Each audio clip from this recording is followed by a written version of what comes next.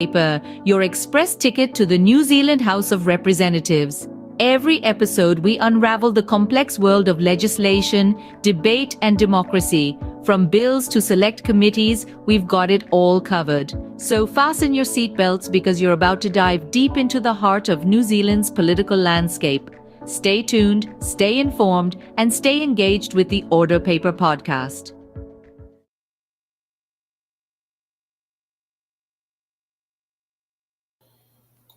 And kia ora, good afternoon. It's midday here in Poneke, Wellington, and today we're up for another bumper Order Paper show. We have this time we've got both islands represented, and with half the panelists coming from a former capital city of New Zealand, and the other half coming from the place where Tim Sherwold ended up becoming mayor. So we're all in for a good part. Now, just to be aware, I'm flying solo today. We don't. Stacey isn't able to remote edit, so I'm doing effectively two tasks at once. So let's. We don't want to introduce that part of the panel. Let's start introducing the whole panel to the show. And I think Gabriel just needs to turn on his camera, and then we're all good to go. How is everyone today? Good, yeah. Good, thanks. Great. You're looking good. Excellent. Hey, Gabriel. Okay, so let's kick off with Tom. Where are you from? And a bit south before we sit there and kick off to the real good stuff. Oh, he's already setting everything up to film for TikTok and Instagram. What a legend. Yeah, it sounds like Tom. Hey guys, my name's Tom Morton. I'm originally from Palmerston North. I left the country in a very different country in 1984. Came back to New Zealand, totally despondent. I was going to go live in Europe. Then COVID hit. I was in Nepal. I came back to New Zealand, and my wife said we're not leaving New Zealand. So she thought we'd come to the sunny place of Invercargill to live. Peace. It probably sits there and matches the temperature of Nepal. Okay, Paul. Hi, I'm Paul from Kirikiriroa originally. Now, for my sins, I live in Tamaki Makaurau. Most people know me for the tiny little videos I put on TikTok that seem to upset a few people, and everything else I do to annoy people along the way, which is so much fun. Okay, and then we'll continue going. Gabriel? G'day, my name is Gabriel Garcia. Despite what my funny accent might suggest, I am local to Invercargill. I went to high school here in the lot. Moved to New Zealand about November of 2012. At the time, that was with my mother. She married a Kiwi. I've been very happily stuck here ever since. And we've also got Eric there. Eric? Yeah, just call me Eric. Don't use my title, Dr. Eric Chua. It's just one of those things for educational side. But anyway, great to be part of the crew here. And came to Auckland in 1993. Migrated with my family from Singapore, and been here since. Do lots of travel for work overseas, and also, I was caught up with the COVID thing in 2020, December, had to come back. I was doing NGO work for one of the EU NGOs with my own private non-profit company for helping the migrants integrate during that time to create some training programs. But then I'm back here, and it's great to be part of Kiwi. We all are known to, I think there was a research about us being one of the most opinionated people and nation, and that's how lively and alive, I guess, our democracy is. So it's great. Great to see all you guys. Yeah. Okay, so let's get up to a little bit of what do you call it? I'd like to call a little bit of fluff before we get to the real stuff. The swearing in of new, MP now? I'll just check my notes on there. Where did I put it? Francisco Hernandez. So let's. Would he please come forward to the chair on my right? always like to see these sorts of things there. You get to see the more civil part of Parliament before they get to the rough and tumble.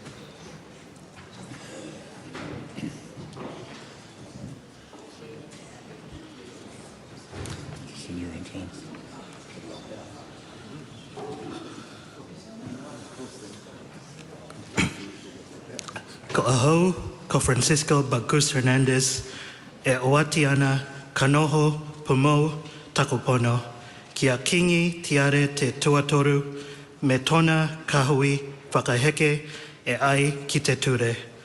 Ko te atua nei hoki takupau.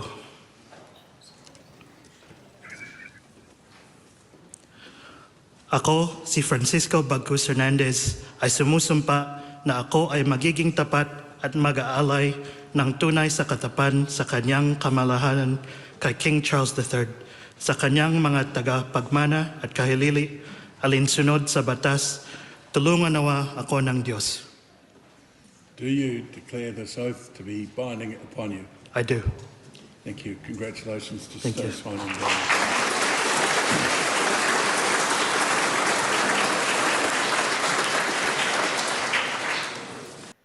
And we can sarcastically sit there and say we see that there were two people turning up late to the chamber, being Rawiri Waititi and Debbie Naruapaka.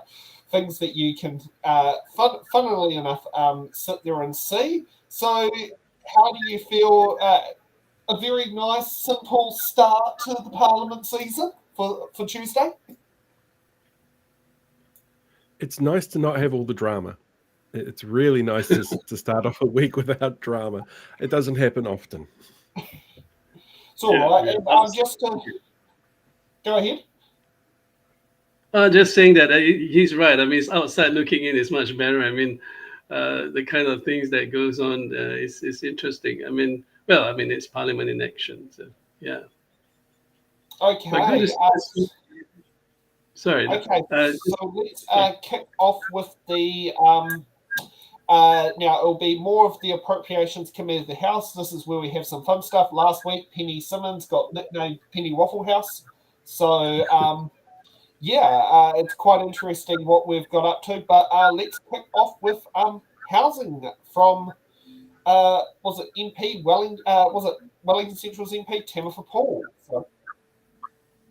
Thank you.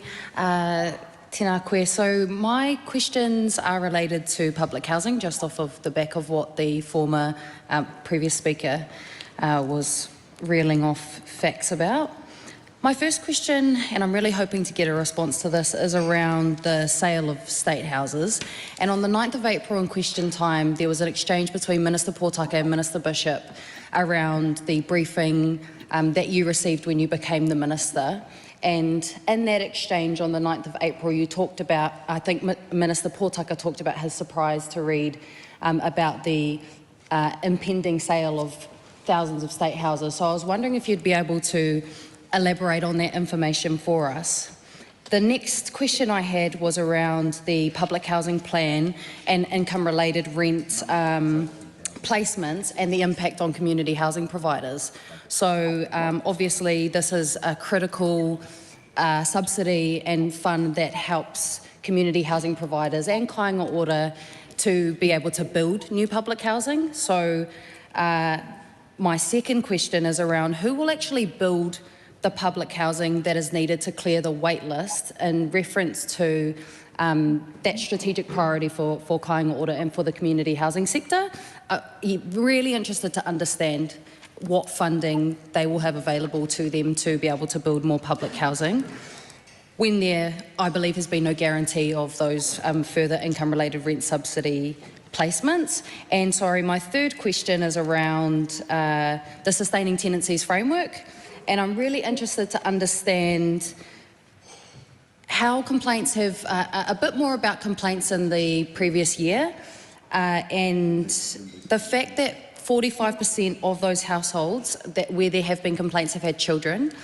And I'm really interested to know how those children benefited from the Sustaining Tenancies Framework being in place, because obviously that is about to be removed, but I'm really interested to understand how those complaints were handled previously without completely getting rid of the framework, and how that is going to be, I guess, different going into the a kāinga order without those sustaining tenancies framework. Thank you. Now, just a warning there, you'll be getting a very detailed answer, and I believe MPs, here is the standard. You should answer your questions. I call the Honourable Chris Bishop. Thank you, Madam Chair. Thank the member for her questions. Let me take them in order.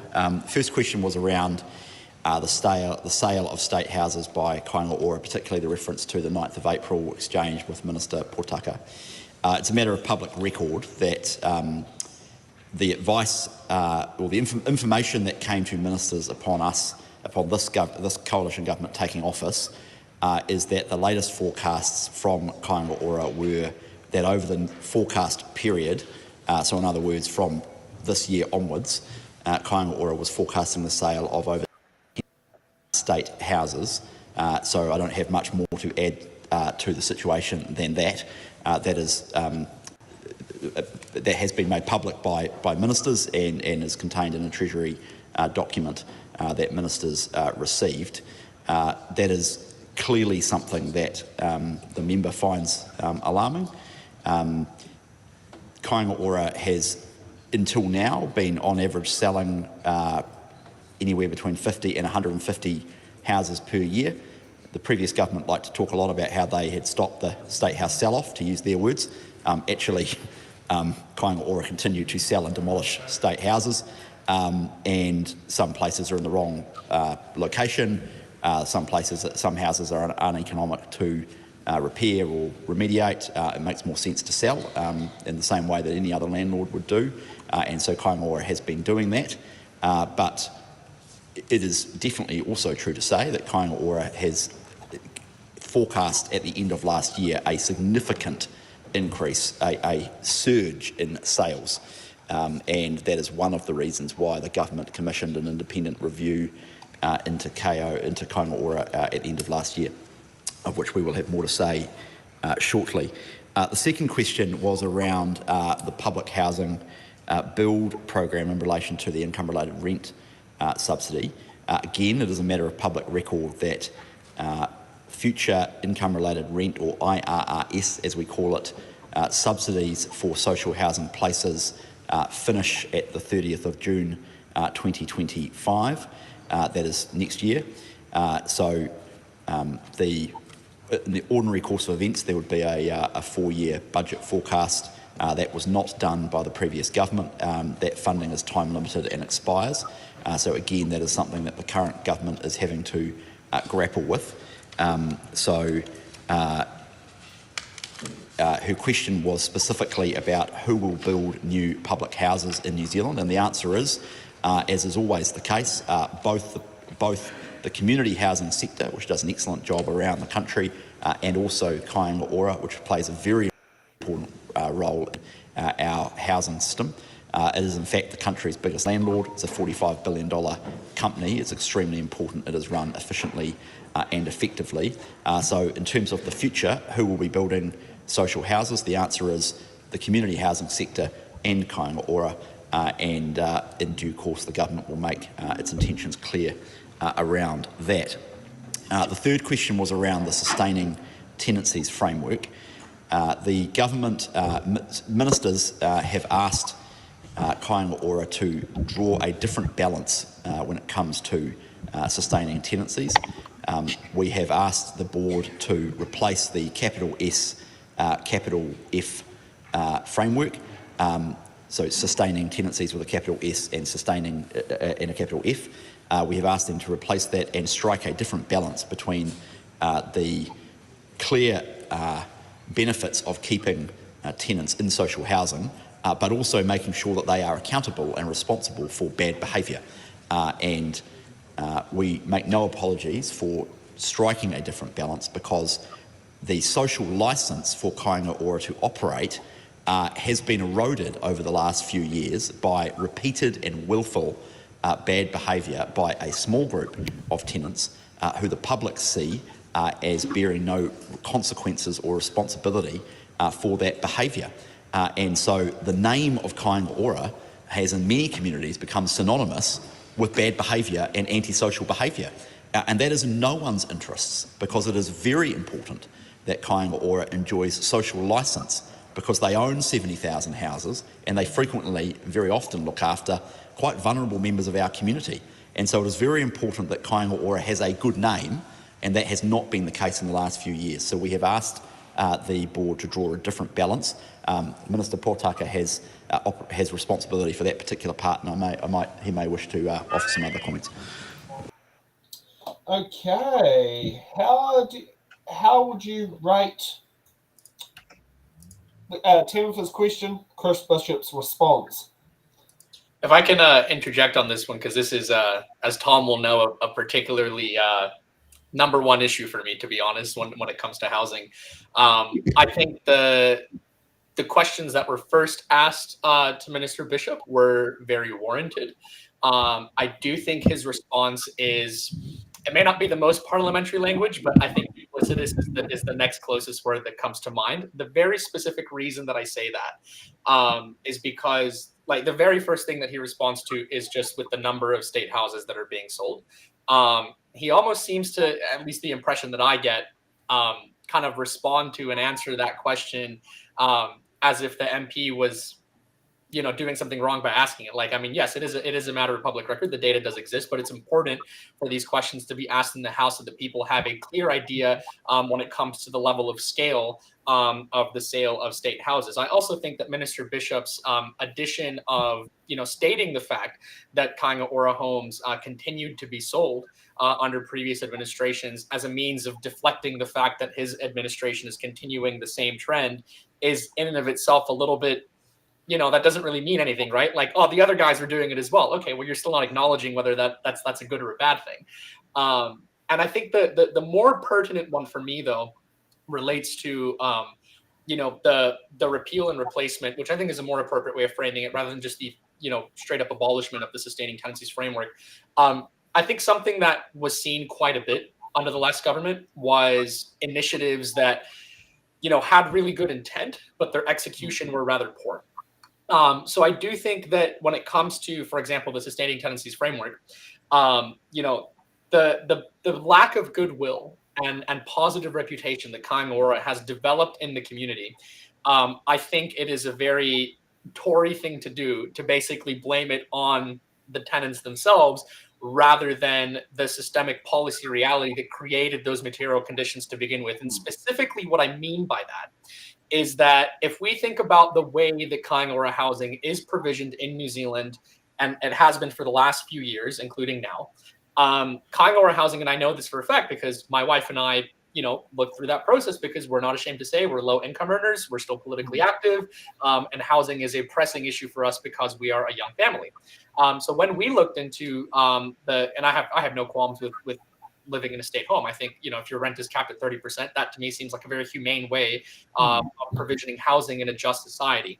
So when we inquired about, what is the process into our home, functionally speaking, what we were told is that they're almost exclusively available to people who have been basically kicked out of the private rental market due to behavioral issues. And the reason for that reality is because the supply of Kāinga Ora homes is so abysmally low and so limited that they functionally only exist to serve that portion of the population, which still deserves housing, mind you, that has not been able to retain their place in the private rental market due to behavioral and antisocial issues. And so now what that's created is a reality where Kāinga Ora is seen as synonymous with, antisocial members of the community, when the reality is the lack of appropriate provision of housing has meant that instead of having a very diverse range of people that are living in state homes, at least early on in their working careers, as a leg up,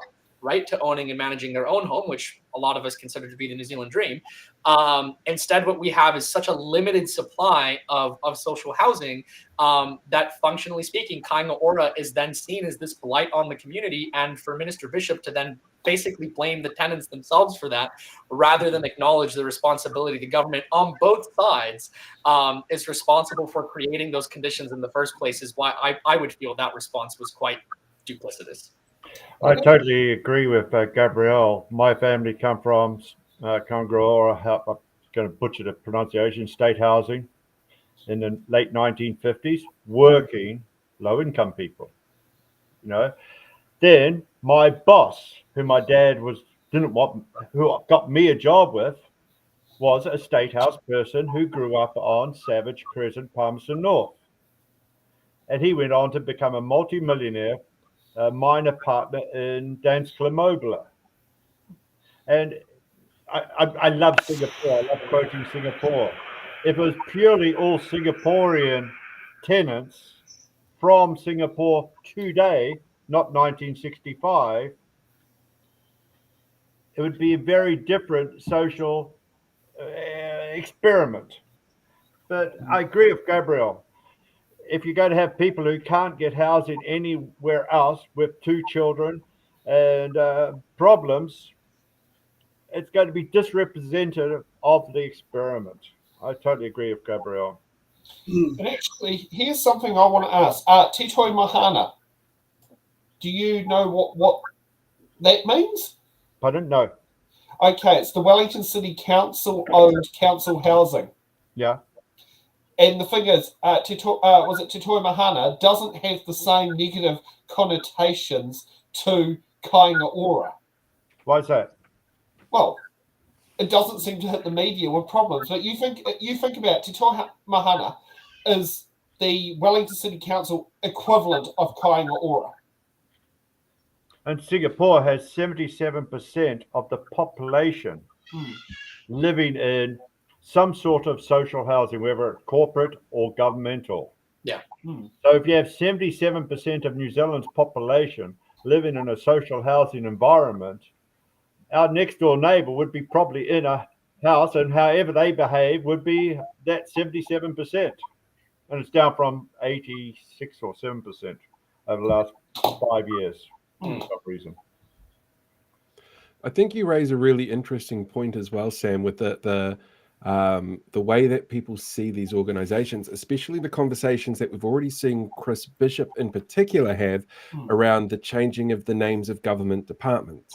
Because there's the whole, we need to have English first so that people understand what's going on, and we're not going to change the names of departments that are specifically related to Māori and Māori issues, and Kāinga Ora. We're not changing their name.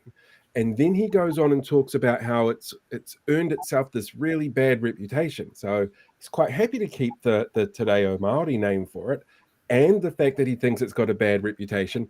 And linking that all up basically says he thinks that Māori tenants are bad tenants because that's just how he feels he should explain things. It comes down to the lack of nuance and communication skills that they have when talking about big picture stuff, but also forgetting about how they have connected something that they might have said 6 months ago to what their actions are now. And that's something that people should be really concerned about. Yeah, I just want to add too that I think when Chris was sharing about the previous government's ballooned 2.9 billion, and then instead of achieving the target of how many homes, 10,000, Sam, or something like that, they only start off a few hundred, and that's one of the reasons, that you have this culling of the 150 houses, which is all very badly damaged, maybe because of the rot to the wood, and it does happen in changing weather patterns. Let's not blame it all on the tenants, but there are still some tenants. You always have the bad apple everywhere in the world, and including New Zealand. But we cannot just because of 1 or 2 bad tenants. There are very good public housing tenants here and in Singapore and anywhere in the world. So, yeah, but I feel that what he was trying to say is that due to the I don't know, Kāinga Ora's ballooning deficit of 2.9 billion without anything achieved of the 10,000 houses or whatever. That's the main, I think, the problem. Maybe he didn't sort of share it that clearly, but I think that's what he was trying to say. Yeah. He definitely showed he was a little bit more on top of his policy, considering if we remember from last week's show, Penny Simmons, which is, I think, Gabrielle and Tom's local MP, got nicknamed Waffle House. Yes, One of the things to remember as well about kāinga ora stock is we have this idea in our head as to what a state house should be because we had 60 odd years where it was, property, house, big place, family home. But a lot of that replacement stock where they're getting rid of the old housing stock has been replaced with things like apartment complexes. So you see huge development areas. Like where I am at the moment, there's one that's not far from me. I actually went past the new one in Northcote last night, and it's a huge suburb of apartment complexes that weren't there 4 or 5 years ago that house hundreds of more people on the same land footprint. But they still have to get rid of the older stock to be able to build those places up. It homes more people, it gives people more options, but people don't like to say, oh, we're selling the stock to build this, because it makes the old government look like they were doing something proactive versus they sold stock so we can do it. It's a bit of spin there, I think, with how they're trying to get across. Yeah, certainly. Okay. I had a friend who was repairing, his business was repairing the windows, and he joked it wouldn't be a reality. The cost he was charging to repair the windows of these 1950s houses was cheaper to just build a new house, because they wanted him to build it as original. And he had aluminium window framing in his business. He said it didn't make sense. And he said that to me about 15, 20 years ago. So they were asking to pretty much have the windows built with wooden frames, even though they could actually retroactively put in aluminium at a fraction of the cost. Absolutely. And that's big bureaucracy just screwing up. I think double glaze is a word that they use in Europe. I mean, nearly every house there have double glaze. That means it takes out the noise, but more importantly, it stops the cold air, like our autumn weather, and then the hot and all that from causing the wood to rot. We have a lot of problems with wood rotting. I mean, those of you who've been experienced will know, because of this not having double glazing. So just a bit more investment into a house with double glazing, I think in New Zealand would help. I mean, what do you think? A lot of the housing has no ventilation. So they put in these aluminium windows, which are fantastic, which are so airtight you can just about have a flood go around the house. But you don't have the moisture going in and out anymore. That's right. And my little cottage has aluminium windows, and if I don't wipe the windows and if I don't open up and a lot of people it's cold outside, I don't want to do that. And so the New Zealand mindset is wooden windows, which have a breathability, and we don't have the North Scandinavian mindset, which is triple glazed, which is an airtight box, but they have ventilation to take out the air moisture and that whole. But this is not political. This is just HRV is the answer, but we don't want to get into the world of refrigeration technology. Yes. Okay, let's move on. So the next question for committee of the whole is from Maria Nemo Kapi King. So let's get started.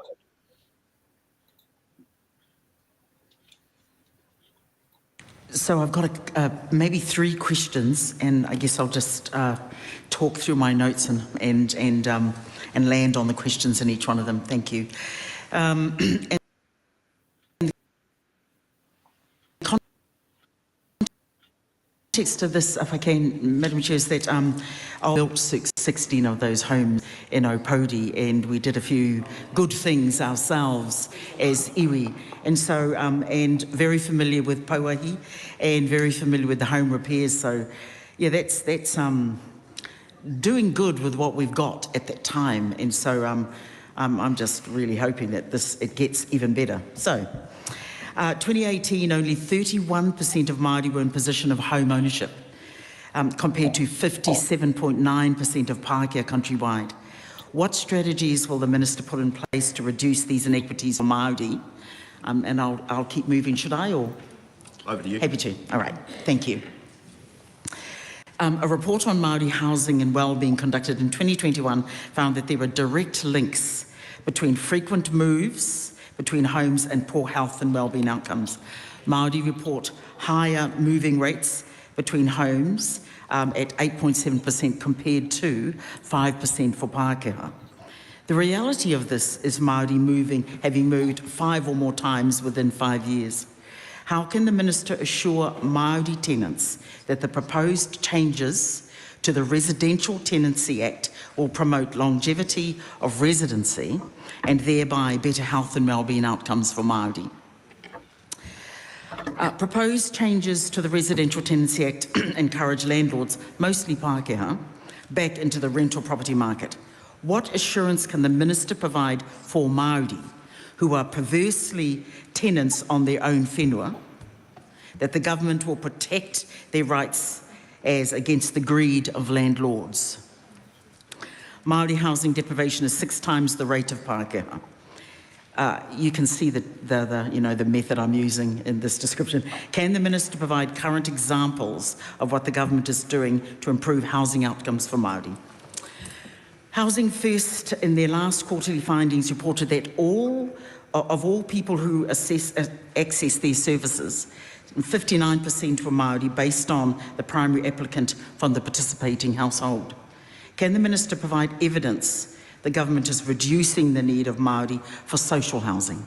And my final, there's quite a few there, isn't there? How will the Minister ensure forced eviction of unruly tenants utilising kāinga order services is not a measure used to disguise racist attacks and removal of whānau and tamariki from their kāinga? Thank you, Madam Chair. Honourable Chris Bishop. I thank the member for her question. She's doing well when she asks sensible questions rather than talk about some of the things she was talking about in the general debate last week. Let me deal with the questions in order. First question was about Maori home ownership. 31% was the figure mentioned. It's too low. Home ownership for all New Zealanders is too low. In 2018, which is the latest figure we have stats for, home ownership was down to 63%. So 30-year low, give or take. So it's too low for everybody, and it's particularly too low for Maori and Pacific. We have a comprehensive plan across the housing system to improve home ownership. The centrepiece of that is the Going for Housing Growth Plan, which is about unlocking land inside our cities and at the edge of our cities and sorting the infrastructure constraints that stop that land from being developed, and also working alongside councils to develop incentives for them to grow. So ultimately, as a government, we are focused on dealing with the underlying cause of all of our housing issues, and the social housing system, that some of which we've been talking about, sits within that broader housing framework around land supply and infrastructure funding and financing. Unless that is sorted, we will not make progress on any of the underlying issues in our housing system, including homelessness and including emergency housing and including social housing. So we have deliberately made a conscious decision to focus on the fundamentals, and that work is underway right now. But the driver of our agenda is to lower land cost, make it more affordable and cheaper to build, and over time that will lead to more affordable housing for homeowners and first home buyers, and for community housing providers and kāinga ora as well, because kāinga ora also pays too much for land. Kāinga ora also pays too much to build a house. My colleague Chris Pink, Minister of Building and Construction, has work underway around lowering build costs, but as I say, the primary driver is around land supply and infrastructure funding and financing. In relation to her second question around people moving around and the stability of home ownership, I agree with her that families that don't get stuck in the rental cycle of moving from year to year are able to put down roots, and there's a sense of social stability that comes with that. Evidence tends to suggest kids go to school more often, they are able to build relationships, all of the benefits that come with home ownership and social stability. We've also got to balance that with the fact that we have a very tight rental market at the moment, and rents, the member will have seen the Trade Me data out last week. Rents are at record high. Sorry to interrupt, Sam. I just think that now what the minister is saying is it warrants, I think, a more detailed examination, and I worry that letting him go on for too long without responding will allow some of that incredibly important nuance of what he said kind of fly a little bit past our heads. But I wanted to check with you guys. Would we like to respond to what Minister Bishop has said so far? I would like to say something about both of them. Why are they talking about housing? Why are these two people, one's a millionaire and one's worth $8.5 million net?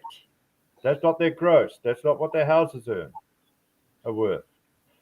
They are not representing me. They do not represent the Maori. They speak beautifully, both of them. They can duck and dive with everybody, but one's a net income, net worth of $1 million, and the other one's got a net worth of 8.5. They're not grassroots for the problem of the people in housing crisis. Okay.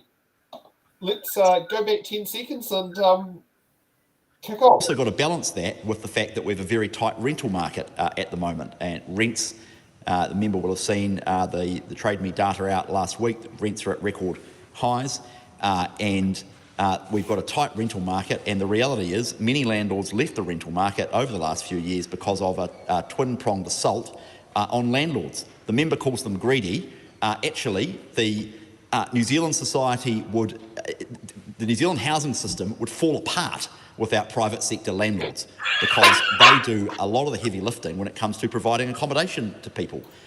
Can I just interject here for a second? What happens when a landlord leaves the market? Like does the house just vanish? It just vanishes into thin air. Oh my God! Paul, I think what you don't realize is that ticket scalpers provide concert tickets. They're an essential service.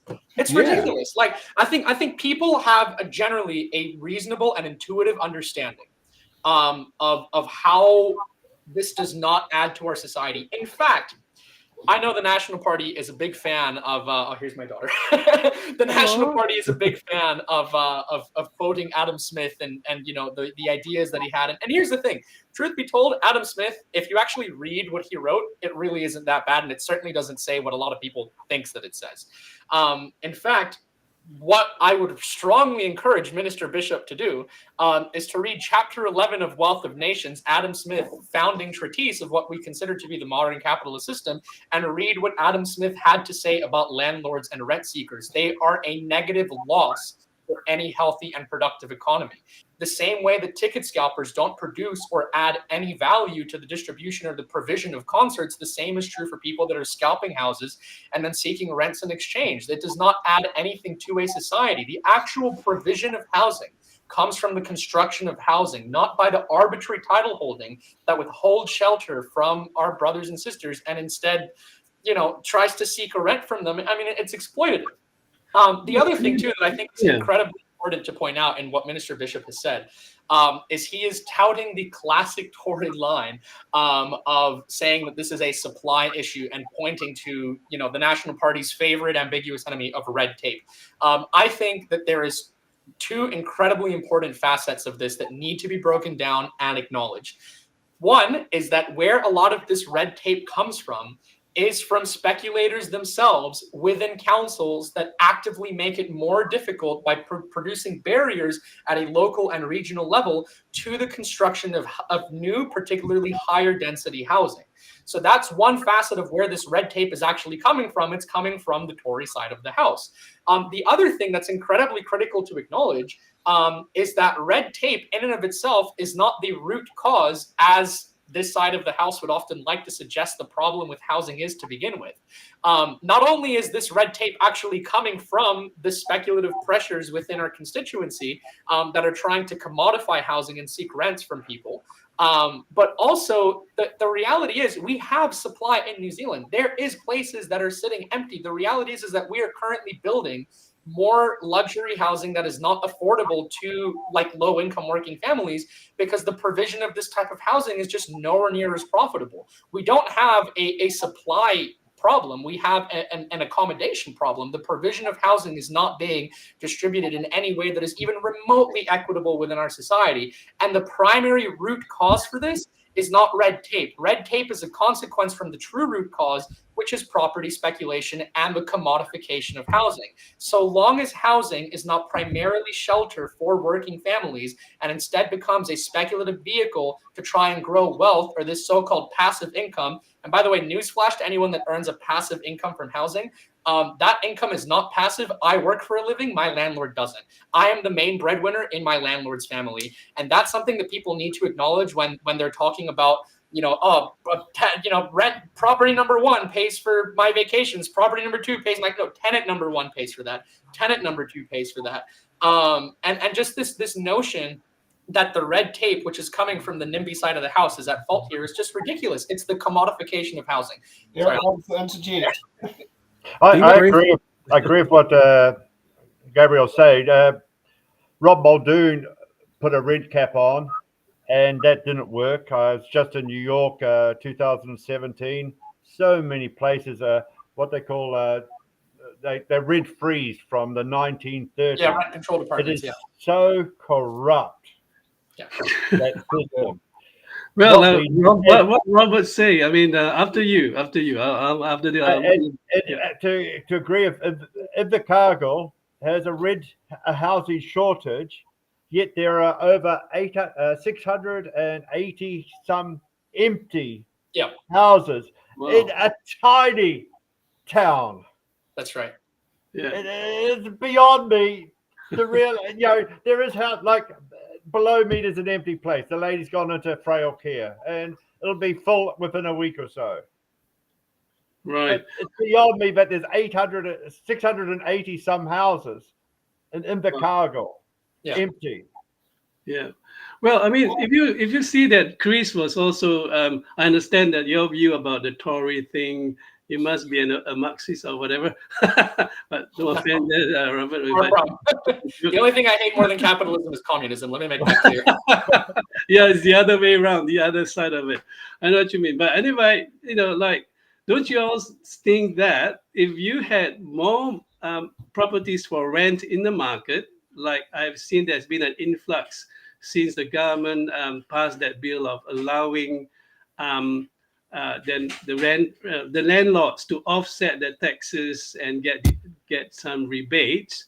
I noticed that housing prices, even in North Shore, has come down considerably. I mean, so here is where I know where we are coming from, and I can identify that is that the free market allows this competitiveness, Adam Smith, to create this effect where everybody wants to rent it out ASAP, and then they lower their prices. It's something like warehouse and and the rest of the competitors pack and say lowering their prices to get the customers, and it kind of favors us. So I kind of find it hard to understand why you all or some of you would see that as not so good, because the more houses in the market to rent by the private landlords who would then be very compliant with Residential Tenancies Act and compliant with all the rules and regulations. By the way, just to clarify, a lot of them are incredibly frequent when it comes to the RTA.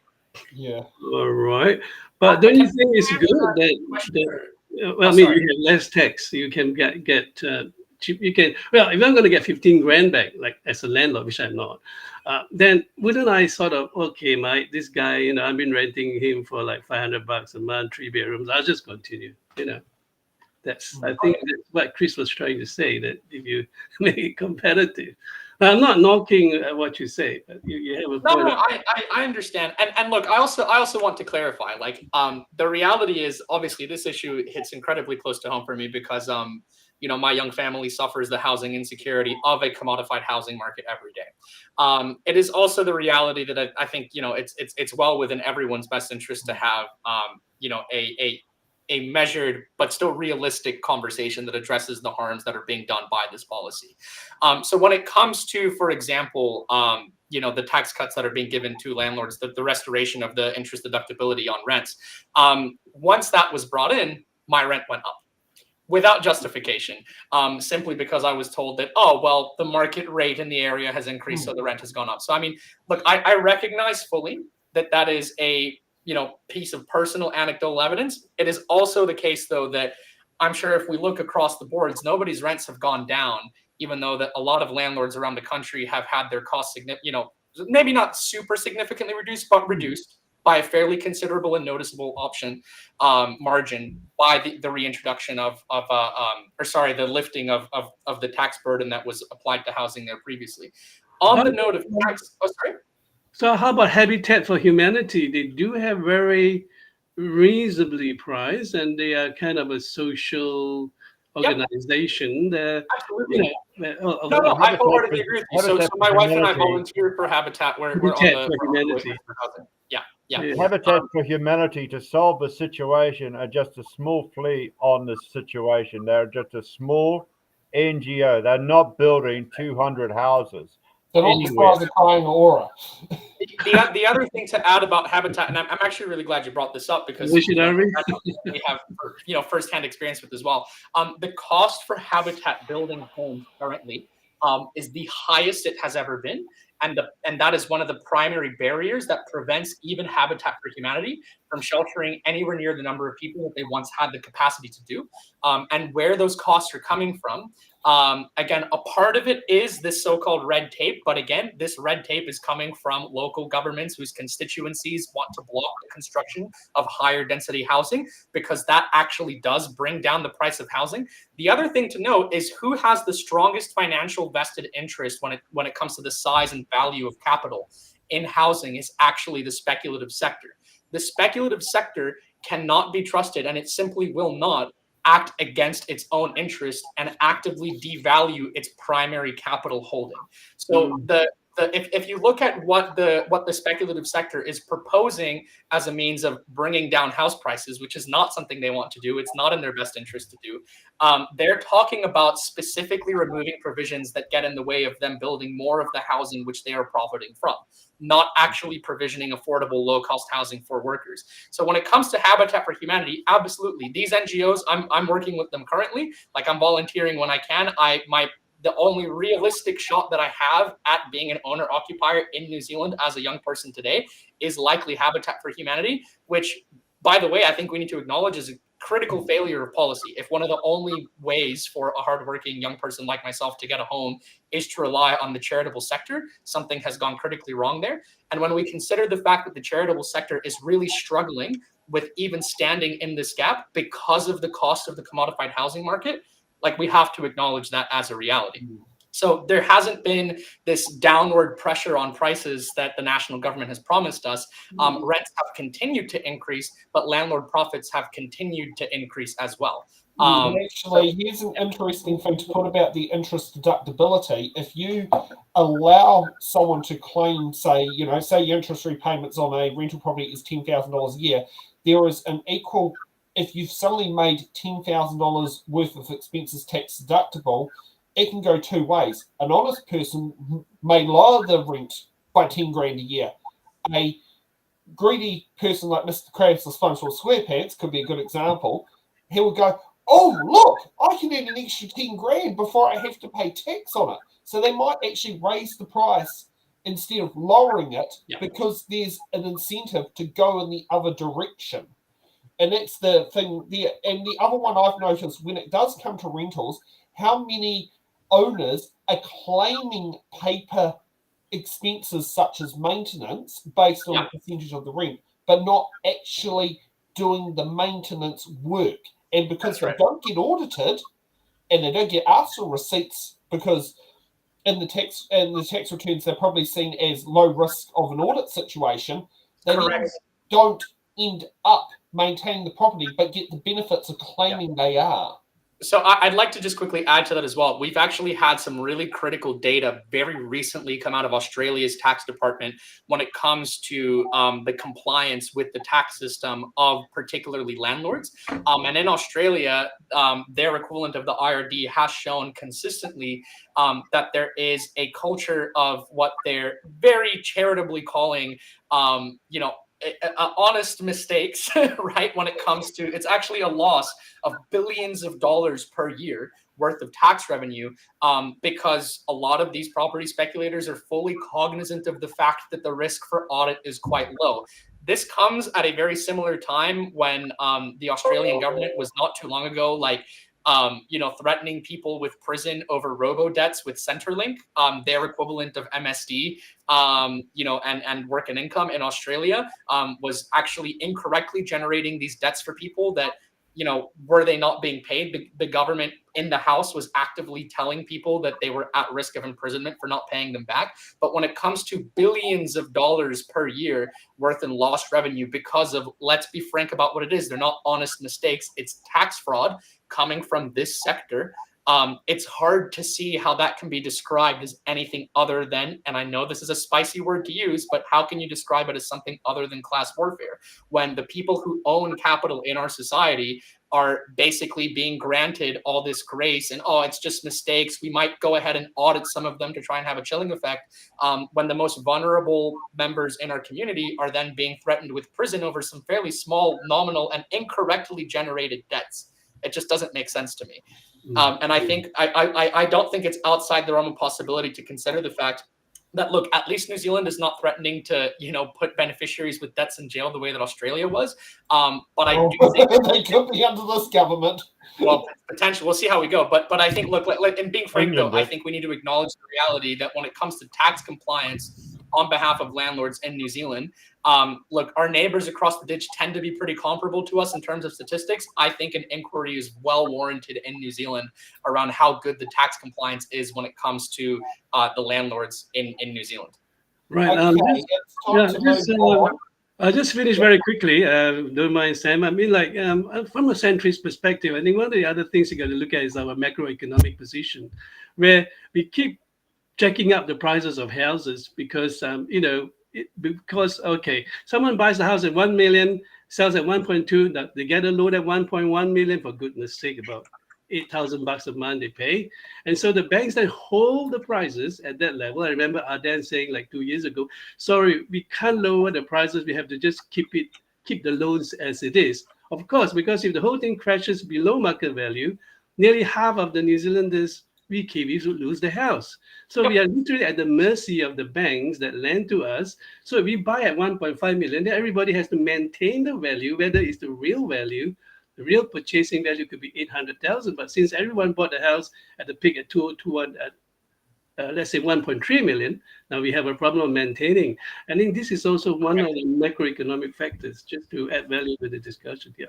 I wholeheartedly agree with you, by the way, and I actually think it's because of that agreement. I also acknowledge that reality, that I think the decommodification of housing is so important. New Zealand has exposed itself terribly. If we're talking about risk and investment and particularly macroeconomic position, the exposure that New Zealand has is terrible, because New Zealand's economy at a macroeconomic scale has basically become that New Zealand is a speculative housing market with an agricultural and tourism sector tacked on. It's perverse. It shouldn't be that way. That reality has now meant that New Zealand is, on a whole, largely reliant, almost more so than agriculture and tourism, which used to be the backbones of our economy, are reliant on the persistent growth of the cost of housing. And that puts New Zealand in such a precarious position where that comes at the expense of working New Zealanders. But in order to maintain that status quo, the line has to continue to go up. That's one of the reasons why I have very little faith that the House does actually have an interest in bringing house prices down, because the reality is New Zealand has entrenched itself so deeply into this quagmire of relying on the cost of housing to increase, to continue generating profits for so many sectors of society, except those at the bottom that actually work for a living, that the only way out of this situation is going to have to go through the tough call of decommodifying houses and seeing those prices come down to the level where they need to be, a process that in a free market system is known as price discovery. We need to rediscover what the true cost of housing is, not its value as an artificially inflated speculative commodity, but its value as shelter for working people. Okay, it's time to wrap up. Let's move on to the Police Minister for the section of Committee of the House for the Police Portfolio. So let's kick off with the former Police Minister without asking questions. I call the Honourable Ginny Anderson. Thank you very much, Madam Chair. Thank you very much to the Chair of the Committee. We had a good session and the Commissioner of Police gave a good outline of all of the challenges. The key challenge that was sort of identified is that police with a $2.2 billion budget, 1.7 billion of that is in staff. So facing into a 6.5% budget cut, that's really looking at personnel. So we're quite keen to understand what is frontline and what is not frontline given that context. And I'd just like a bit of clarity from the Minister in relation to that. I'm a bit confused. So today we established that it's for the Commissioner to determine what is frontline or not, but also the Minister today said that 111 call responders were not frontline. So I'd just like to confirm if those 111 callers are frontline or not. And in addition to that, I'd also like to know whether authorised officers are frontline or not. And in addition to that, also those who answer the 105 reports in communication centres, are they frontline or not? Madam Chair. I call the Honourable Mark Mitchell. Madam Chair, first of all, could I just acknowledge the Chair of the committee, the outstanding work that he does chairing that committee. It is important. You have got a very heavy workload. I know that you're taking a very bipartisan approach, and I think that's important with the type of legislation that you're dealing with, because it's around public safety and security. Can I acknowledge him becoming an uncle again, and hoping that Lachlan follows in his mother's footsteps into the police service. I just do want to acknowledge our police force. Without a doubt, they do an outstanding job protecting and serving our communities, and they've done it under a fairly difficult set of circumstances, certainly in the last 22-23, because we have seen a massive increase, an ongoing massive increase in violent retail crime. We've seen an increase in family harm incidents. We've seen an increase in mental health call-outs, and that's put massive pressure on their services. And one of the things as the incoming minister that I've been very focused on is making sure that we get the agencies responsible and the most appropriate agency to actually deal with, for example, mental health call-outs, being able to actually attend that and free up our frontline police officers to get back on their core role. And that is protecting and serving the community that they join the police to do. In terms of the member Honourable Ginny Anderson's question, it's actually for the police commissioner. The police minister does not interfere, nor does he or she have any say over how the police commissioner deploys his or her staff or how he deploys them operationally. That is for him. But the one thing that we've been very clear about as the incoming government is that we want to see resources pushed to the front line. She's right, is that under the previous government, in the 22-23 year, there's been a big investment in numbers, but their core funding has not increased. In fact, quite the opposite. They were asked to fund from baseline the CSI payment, that payment that goes to, it's an incremental payment that goes to police officers as they advance through their career, and it recognises their experience. As an incoming government, I became aware of that, and I'm pleased to announce for the member that we have decided that we would fund that.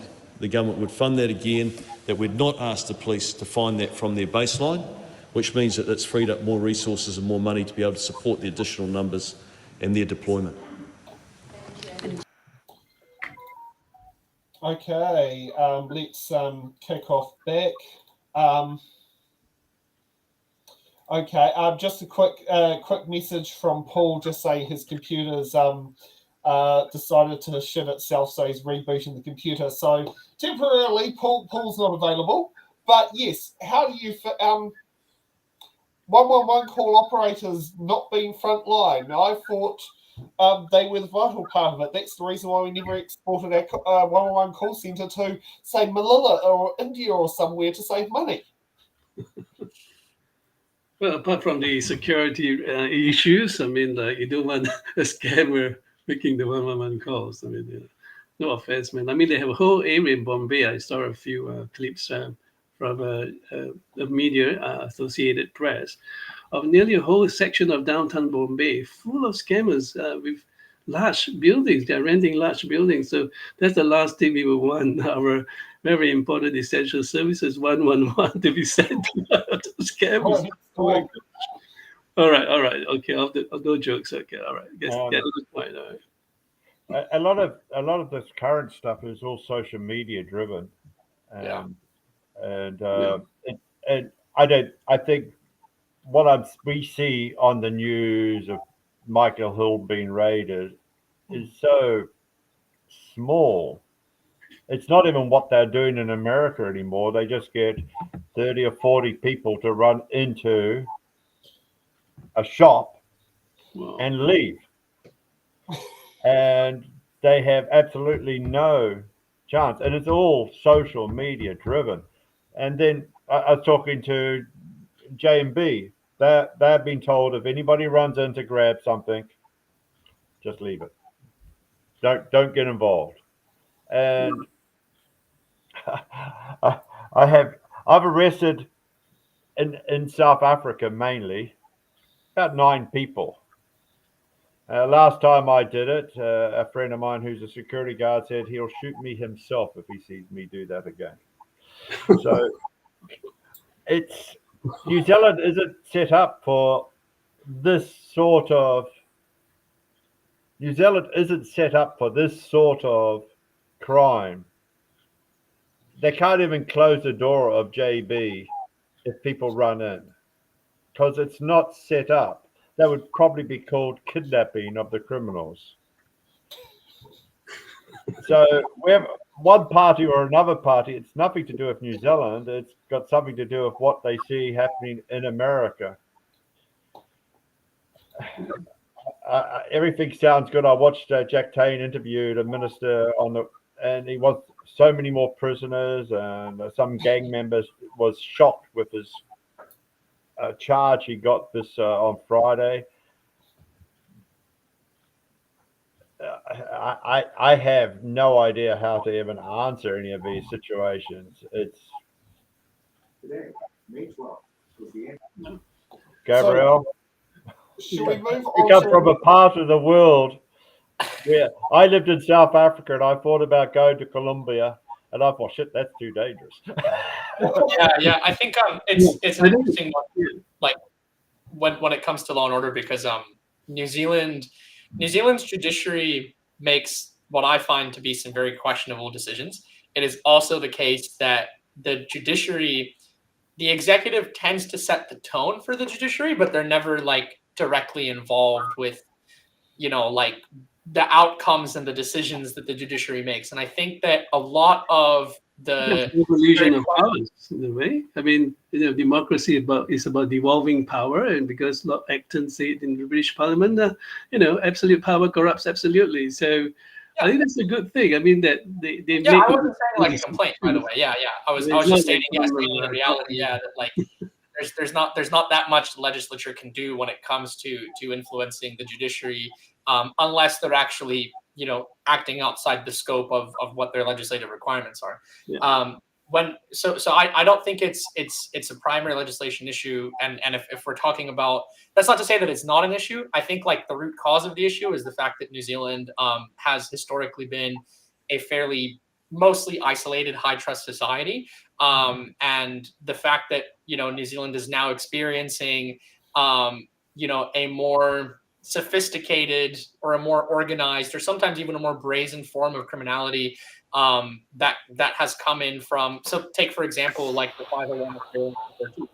A lot of them have brought in criminal networks that New Zealand's law enforcement agencies were just not used to dealing with, that level of either brazen criminality or more organized delinquency.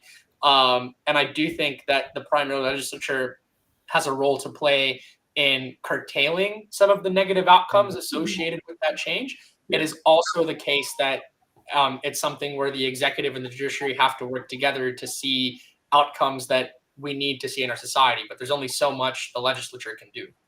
I think we haven't addressed the question that Sam is asking us to address is, do you think 111 being reduced, the staff members, and is 111 front line? I think that depends on the kind of stuff. I mean, maybe What the government is talking about is backroom staff, not the front line heading the calls. Oh, can you picture? Please hold. You're number 56 in the queue to the 111 call operator.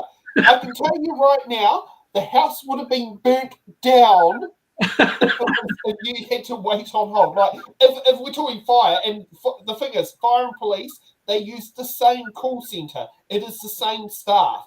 It is just, different sections of the room. I do know when it comes to ambulance, that's in a different room.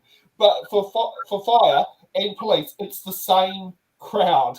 And you can picture that. Hi there, you're 56 in the queue. Estimated hold time 16 minutes.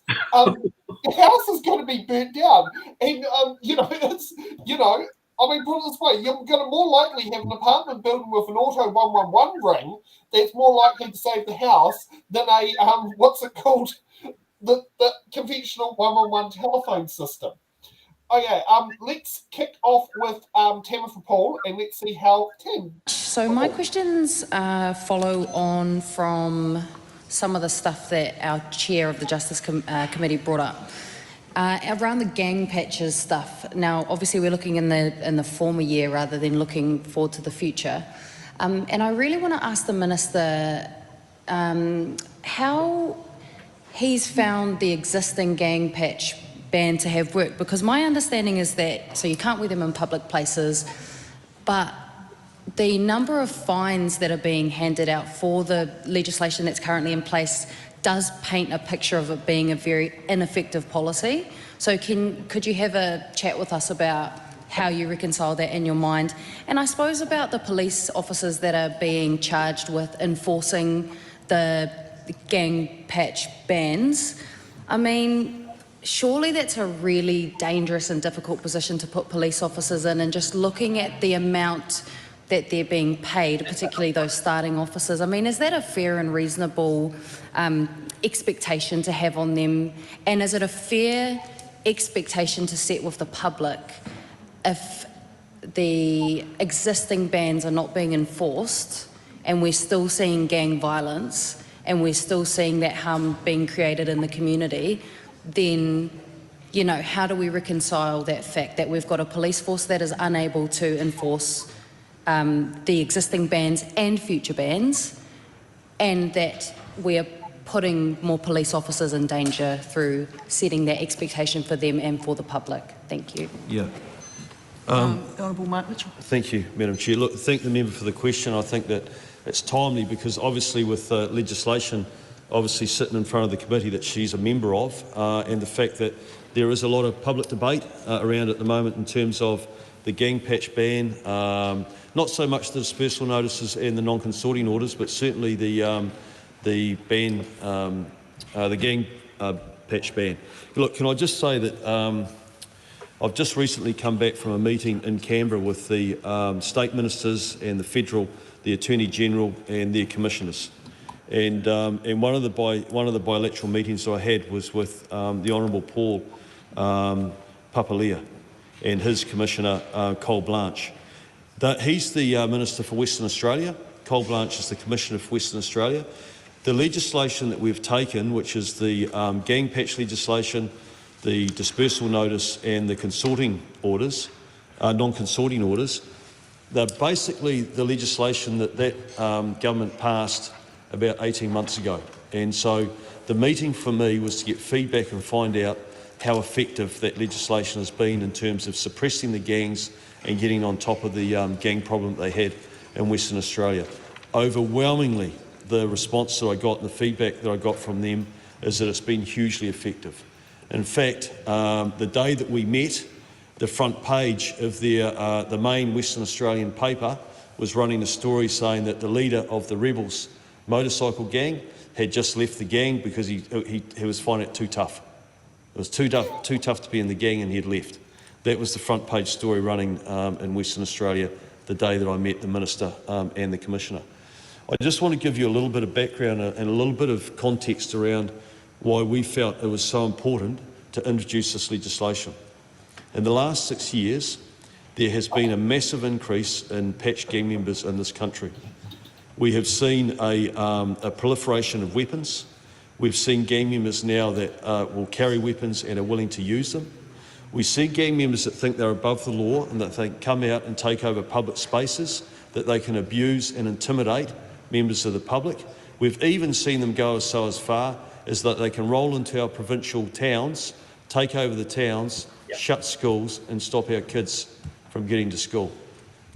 We have seen a very permissive environment where these gangs feel like they can operate with impunity, and that has made not just the public less safe, it's made our frontline police officers less safe as well, because they do think they're above the law. They've got no respect for our frontline police officers, and part of the legislation and the new tools that we're giving them is actually going to give the police the ability to be able to reassert themselves over and above the gangs and give the community that they serve a feeling that they control the streets and not the gangs. So when we talk about it being dangerous for our police officers to go out there and deal with gangs, I accept that. That has never changed. You know, they're an organised criminal group and they have a propensity for violence. But we have the best professional police service in the world. Just don't pay them enough. We've heard enough from there. But I'd like to just sit there and say, Zulu Kilo, Papa India Golf has requested permission to land at Wellington International Airport. What's that about? And Papa is for P, India is for I, and Golf is for G, and Zulu Kilo, ZK, is New Zealand plane registration. So I think you know exactly what I'm trying to sit there and do, and you've learned a bit of the phonetic alphabet to find out that I'm saying a pig is flying in Wellington to land at the airport. Right. Well, I mean, I'll start the ball rolling. I have to, I know you guys will most likely disagree with me, but I kind of support strongly the gang patch thing because I think our police frontline are doing a great job, like the police minister, Mark Mitchell, says. And the opposition asks a few good questions. And so the key here is to understand why we need to deal with the gang patches. I know it's just an outside thing, but hey, let me tell you guys, if you see some people walking around with batons and with the Nazi insignia, wouldn't that be intimidating? That would be a total calling the police in and all that, right?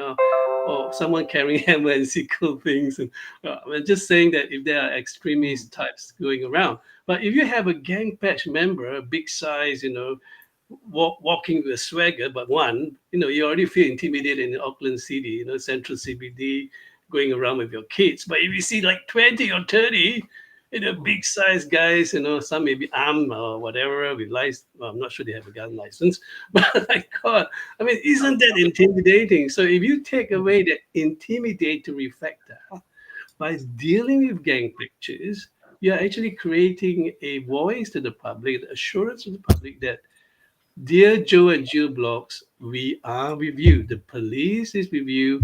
The government, or whatever hue, whatever perspective of the day, is with you. And that actually creates the positive psychology and the negative psychology for the gangs, where they find that they're swaggering, you know, going into the bar and cleaning up 3 Joe Blocks who quickly moves out. They don't beat it up for just having a beer. That, to me, I think is a good policy. I think Mark Mitchell did well. Not to say that he was a hero. I mean, you know, fighting against the terrorists. So don't give him that idea. You probably want to wear a green flag or a green cap, but he did fight against terrorists, Al Qaeda, ISIS, and all that. All right, but let's take this personal side. I agree with Kiwi Bird here. It's I spoke to a political reporter. I just can't think of his name. He's gone off the reservation, so to speak. Patrick Gower? He said to me up in Raglan, he was up in Raglan, walking in Raglan at a pub or a tavern, and there are a whole bunch of guys all dressed in Mexican cartel T-shirts, all the same. My gosh. Wow, scary. They were wearing patches, but he knew exactly which gang they were from. And that's what patches do. But the research that's come out of Australia, because they've had various bans like this in Australia for a number of years in different places. Associate Professor from the University of Queensland, Mark Lorches, pointed out that the only thing that this law does that succeeds is make people feel less intimidated. And that's not a bad thing at all. We want people to feel less intimidated in public, but it drives everything else underground. And that's where it becomes really problematic. It is nice to know that people feel safer. It is not nice to know that that safety is built more on a house of cards on a beach with the sand moving, because you don't know what those gangs are now doing out in public. It makes it harder for people to track what they're doing, and it makes it easier for the gangs to undertake illegal activity. So in terms of success, the only thing this law succeeds in anywhere in the world is making people feel safer. And unless it comes to things like trans bathrooms in New Zealand first, the idea of feelings shouldn't trump facts. And that's what's happening here. It's very much a law about feelings trumping facts. And there needs to be better ways to approach and deal with gangs. Robert Muldoon was really good at working with gangs. He went to them and said, what can we do to work together? Every government since then, left and right, has said the same thing, and it's screw them, they're very bad, but not really stopping people from going and joining, not finding ways to work with them to get the numbers down, or finding ways to change the sort of culture that gangs create.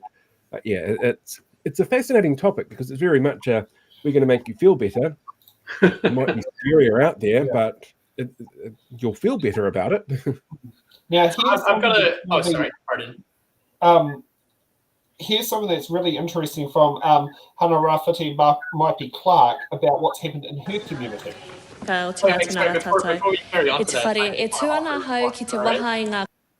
Sorry, say again? Sorry, before we moved on, I actually wanted to weigh in as well, because I very much agree with what Dr. Eric had said, and I kind of wanted to strike a little bit while the iron is hot, if that's all right. Particularly with what you said, Paul, about this driving things underground and making it easier for gangs to continue their criminal activity.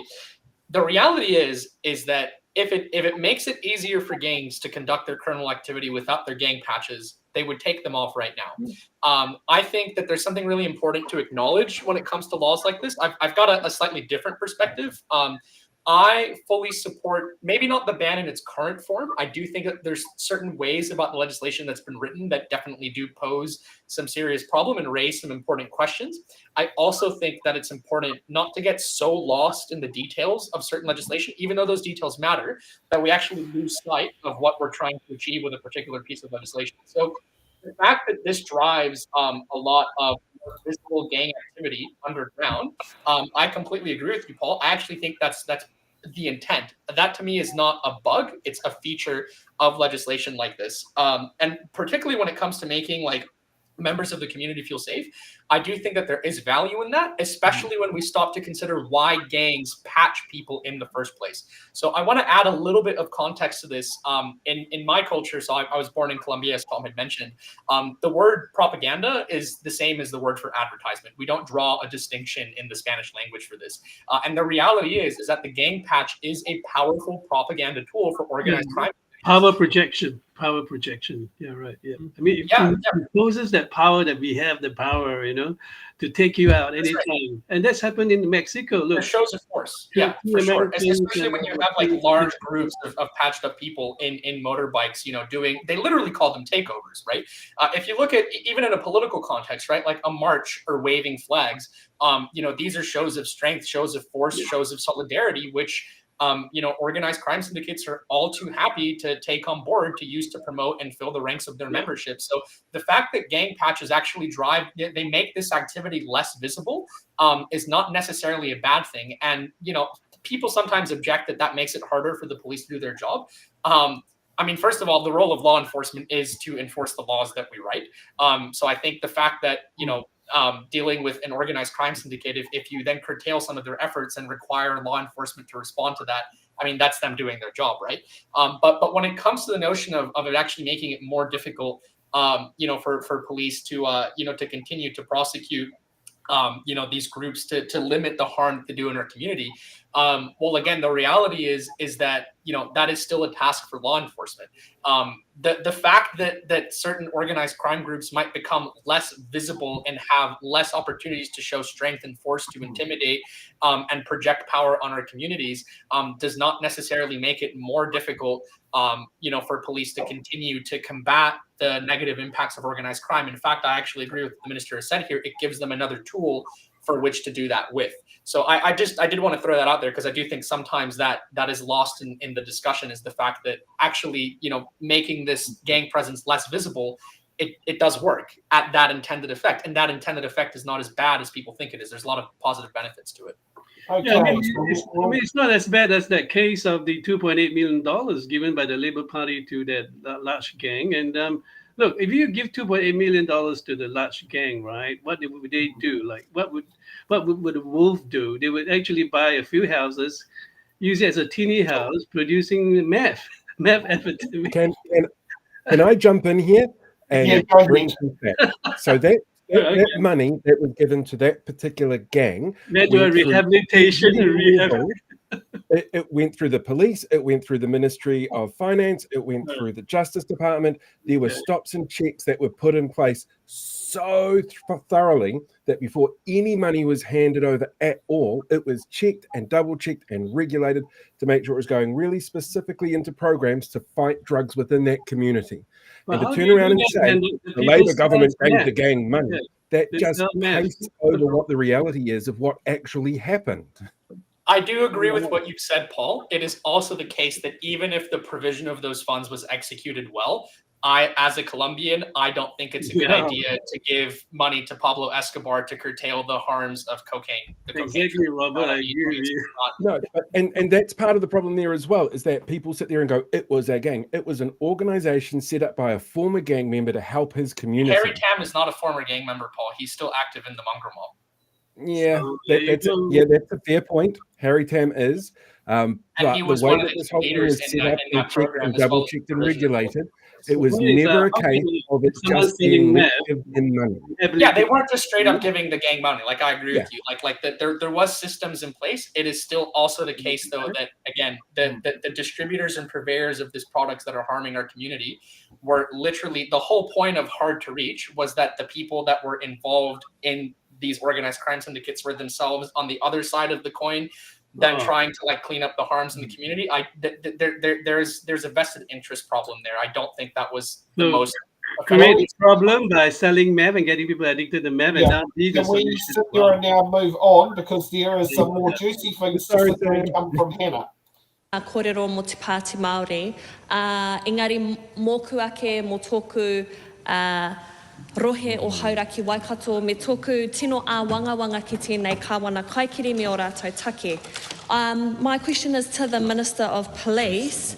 I have a few series of questions. However, I have attended not one but 3 tangihanga or funerals within my electorate of Hauraki Waikato, and I have been absolutely appalled with distress at the amount of police that have barricaded the local marae, and even more so the violation of discrimination to the whānau pani, the family of the deceased ones, during a time of mourning. I am seeking answers from the Minister today on, firstly, what is the process for 60 police officers to attend a tangi, and secondly, how is it acceptable that 60 police officers can show up to a tangi, have armed checkpoints with M4s, then on burial day have an Eagle helicopter circling around the urupa or cemetery as karakia commences? As they are lowering the caskets of their loved ones. We have witnessed enormous amounts of police cars showing up to the streets of Marae to have checkpoints at tangihanga. This is completely unacceptable. These proceedings are highly discriminatory.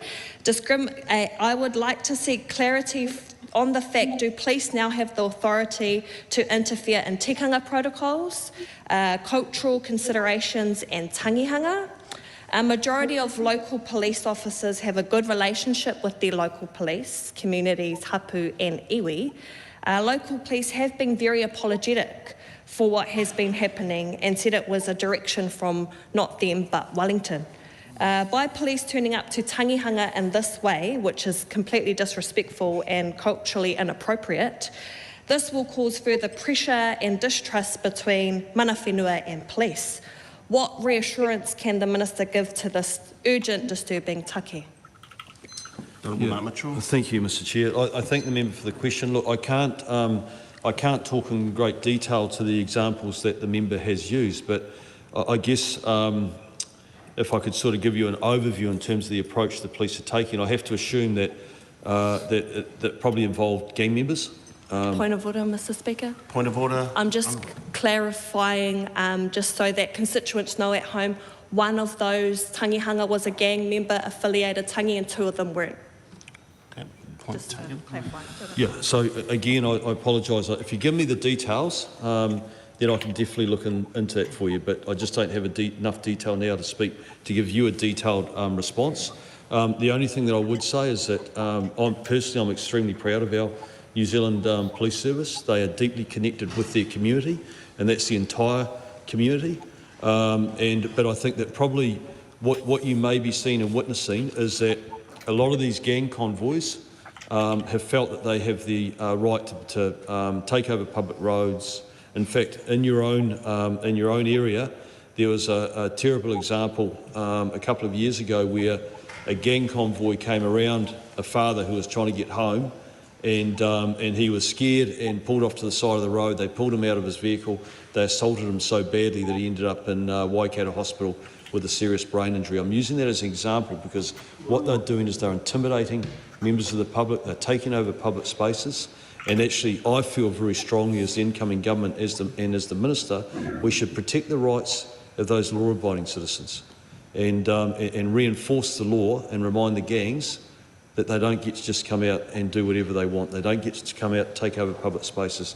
They don't get to intimidate members of the public. And I'm only assuming that maybe what you've seen or what you've experienced is the police trying to effectively manage those convoys in a public space.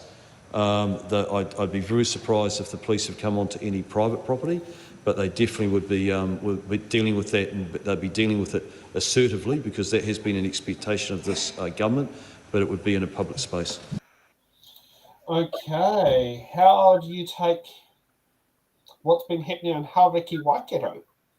Well, so I think it's public space, so you've got to protect the public. And well, I mean, if it's 10 members of a gang go there, I understand their family, they go and visit someone's funeral or celebration. We respect that. But if you're going to go there to block public roads, Jew and Jill blocks can go and sell their sheep, can repair a plumbing problem, or Kiwis move around and then they are obstructed. I guess the police then legally have a right to intervene. So I think the misperception created by the opposition member of parliament, obviously because she's Maori and respect that, is obviously she thought the tangi was specifically targeted.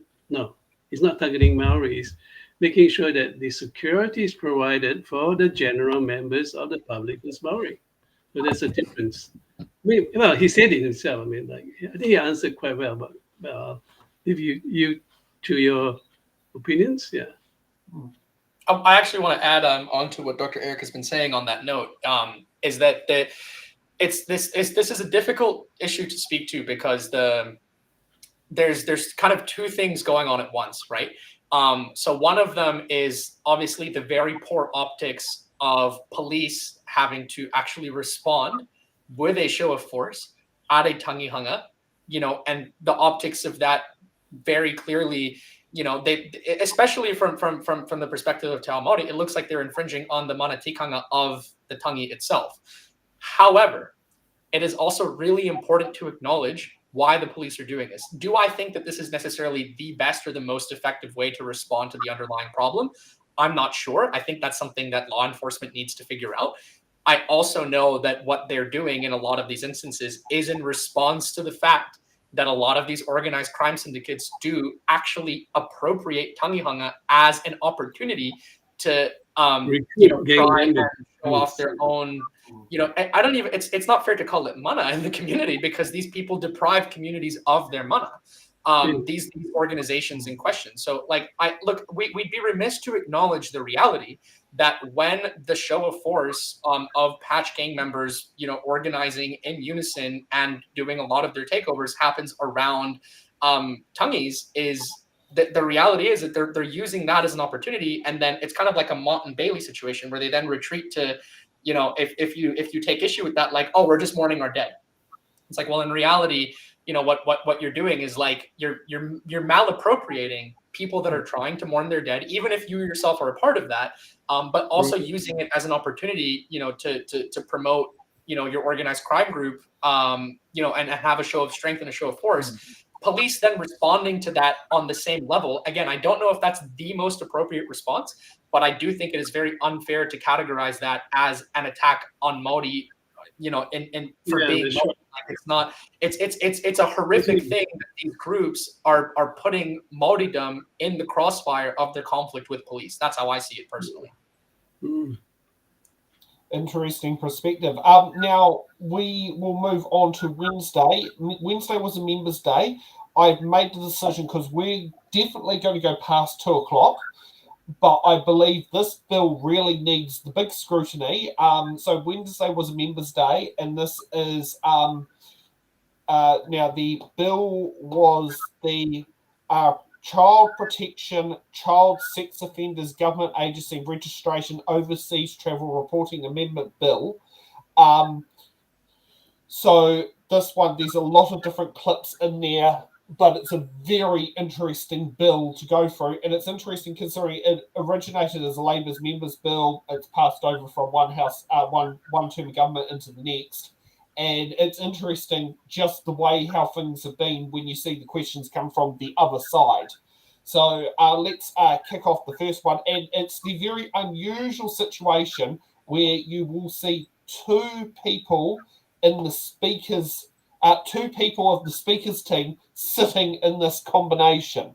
I'm not sure if this might be the first time it's happened in quite some time in Parliament. So let's kick it off. On part one, Justine Park. James Meagher.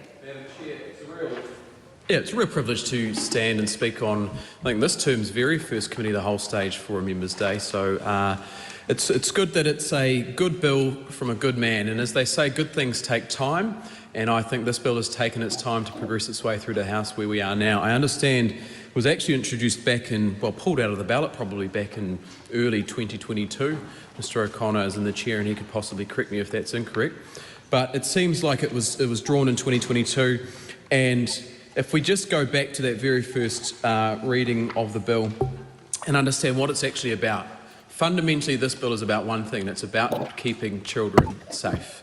And in this particular bill, we are looking at what requirements and what restrictions do we as a public like to put in place for registered child sex offenders who have served their time in our prison system, subject to the registration system, and are then, as right that they are entitled to travel to some countries abroad. Now, when they do undertake this travel, what restrictions and what rules and what requirements can we put in place as a parliament on their movements, on their activities, in order to make sure that when they are undertaking these activities, this travel, they are keeping both themselves safe, but we are also ensuring that the children in our country and around the world are also being kept safe. So that is what I understand is the purpose of this bill from Mr O'Connor. And it essentially requires a couple of things. It requires these individuals to provide additional information to the authorities about the date they intend to travel out of New Zealand, the names of the country that they intend to travel to, and if they don't intend to return to New Zealand, statements around that intention. And that is what we're looking at in part one and around clause 4. And then of course clause 5 actually incorporates the amendment paper from Erica Stanford, the Honourable Erica Stanford, who worked with Mr O'Connor through this process, and there was an agreement reached to incorporate that amendment paper into this bill. And that amendment paper is around sharing of information between agencies and disclosure of personal information. And so I think at last point we were discussing this during the second reading stage, the paper may have sat on the table still, but it's my understanding that that may have been withdrawn now because it's been incorporated into the bill now. So I wanted to go back and actually look at some of the information we received during, well, the previous Select Committee actually received during consideration of the bill. And one of those was a piece of advice from police. And it essentially gave us some advice, or gave the committee some advice as to what happens in other jurisdictions. Because it's important that we are aligning ourselves with comparable jurisdictions around the world when we're looking at what restrictions and requirements we place on registered child sex offenders. And so the House won't be able to see this because it's in teeny tiny little font on half an A4 page. But we were provided with a summary table around you know, what happens in countries like Australia, the United Kingdom, Canada and New Zealand. And we're actually out of step with those countries on a lot of things. So for instance, there is a requirement in Australia, United Kingdom and Canada for registered offenders to provide information on where they intend to travel. That existed in those other countries, didn't exist in New Zealand. Timing of notification prior to travel. In Australia, in the UK and Canada, actually it was about 7 days. In New Zealand, we're requiring it to be 48 hours. And so part of what I think the member is intending on doing is, from his experience in years working in the police, is align some of our requirements, what we place on sex offenders when they are wanting to travel, aligning that with other countries so we make sure we're aligned with those jurisdictions. The other thing that we're wanting to do is align it with our own domestic requirements, because there are some requirements in law about what information is required by registered sex offenders when they travel nationally. Right. They have to provide information about where they're staying, what they intend on doing, how long they're going to be away for, and essentially what they intend to do. And that is, of course, in order to protect and make sure that we keep children safe and make sure that we're aware of where these offenders are intending on going and what likely exposure they may have to previous victims or other vulnerable individuals who may well be subject to people who slip in their rehabilitation. So part of this bill is actually aligning those requirements to what we actually already require of domestic travel, and it only makes sense that we do it for international travel as well. So I was actually quite surprised, and we mentioned this in second reading and previous contributions, that we didn't already do this, and so this bill solves part of that problem. There are a few other things I'd like to talk to later on in the Committee of the Whole stage, but hopefully we'll look forward to some more contributions from other members as well. I had intended to stand and summarise the bill, but Mr Meagher has done that for me very well. Far quicker off the mark than I am. These young blokes, you've got to be pretty quick, I tell you, Madam Chair. This is, and I also would like to thank Mr Meagher. I think he and his committee have done a very good job of bringing this to this stage of the bill, helped by Venushi Walters in the previous Parliament. Also, I'd like to welcome and thank the officials who have worked on this bill, who are back here after dinner, having we'd sort of thought they might have got home before dinner, but a bad case, perhaps, of filibustering seems to have broken out in the House. So you never know when that's going to happen, Madam Chair. They can come like a fly, like the flu, like COVID. But look, this is a very serious piece of legislation, a relatively simple piece of legislation, but as many of the speakers who've spoken in the previous stage have expressed surprise that we didn't have this before, because what this does is bring into line the requirements that a sex offender in New Zealand has to report their absences and where they will be, what address they'll be, and importantly whether there's going to be any children at that address. That's if an offender in Wellington wants to go to Hawke's Bay for the weekend, that's what they're required to do. However, they can jump on a plane to Sydney, to Nuku'alofa, to anywhere else in the islands, to Queensland, and they're not required to make the same disclosures. In fact, I'm advised that about 20 odd offenders do that each year. I was up in the Cook Islands earlier this year, and I mentioned to the Cook Islands Parliament this piece of legislation. They were very interested in it because they see people who are coming, family members generally coming back.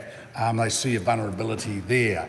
And because this legislation isn't about the stranger in the park, which we tend to think about when we think of a sex offender, the person hanging around the school, that's not why this legislation, when those people are caught, they're relatively rare. But this is for the 90% of the cases where the offender and the victim are known to each other, often because the offender has targeted, through predatory behaviour, has put themselves in a position. But even that's relatively rare.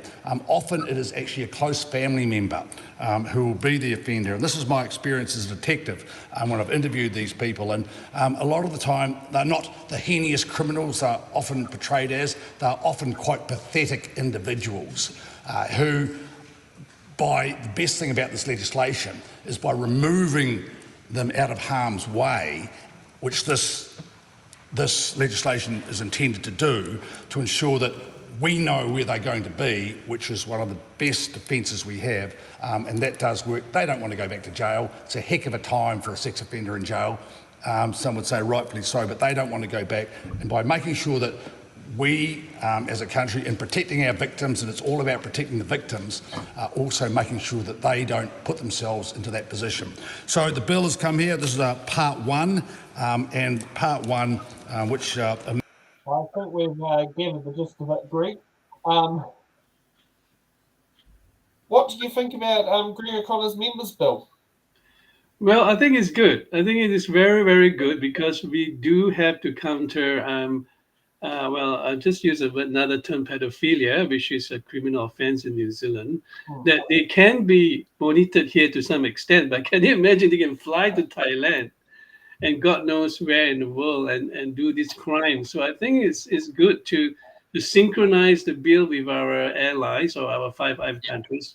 Forgive me if I use that word. For some of you may not like it, but Australia, UK, Canada, and United States of America, which it's good to synchronize. We about EU democracy partners because the last thing is someone who has committed such crimes on family or community. What God knows, maybe a kindergarten teacher or the kids.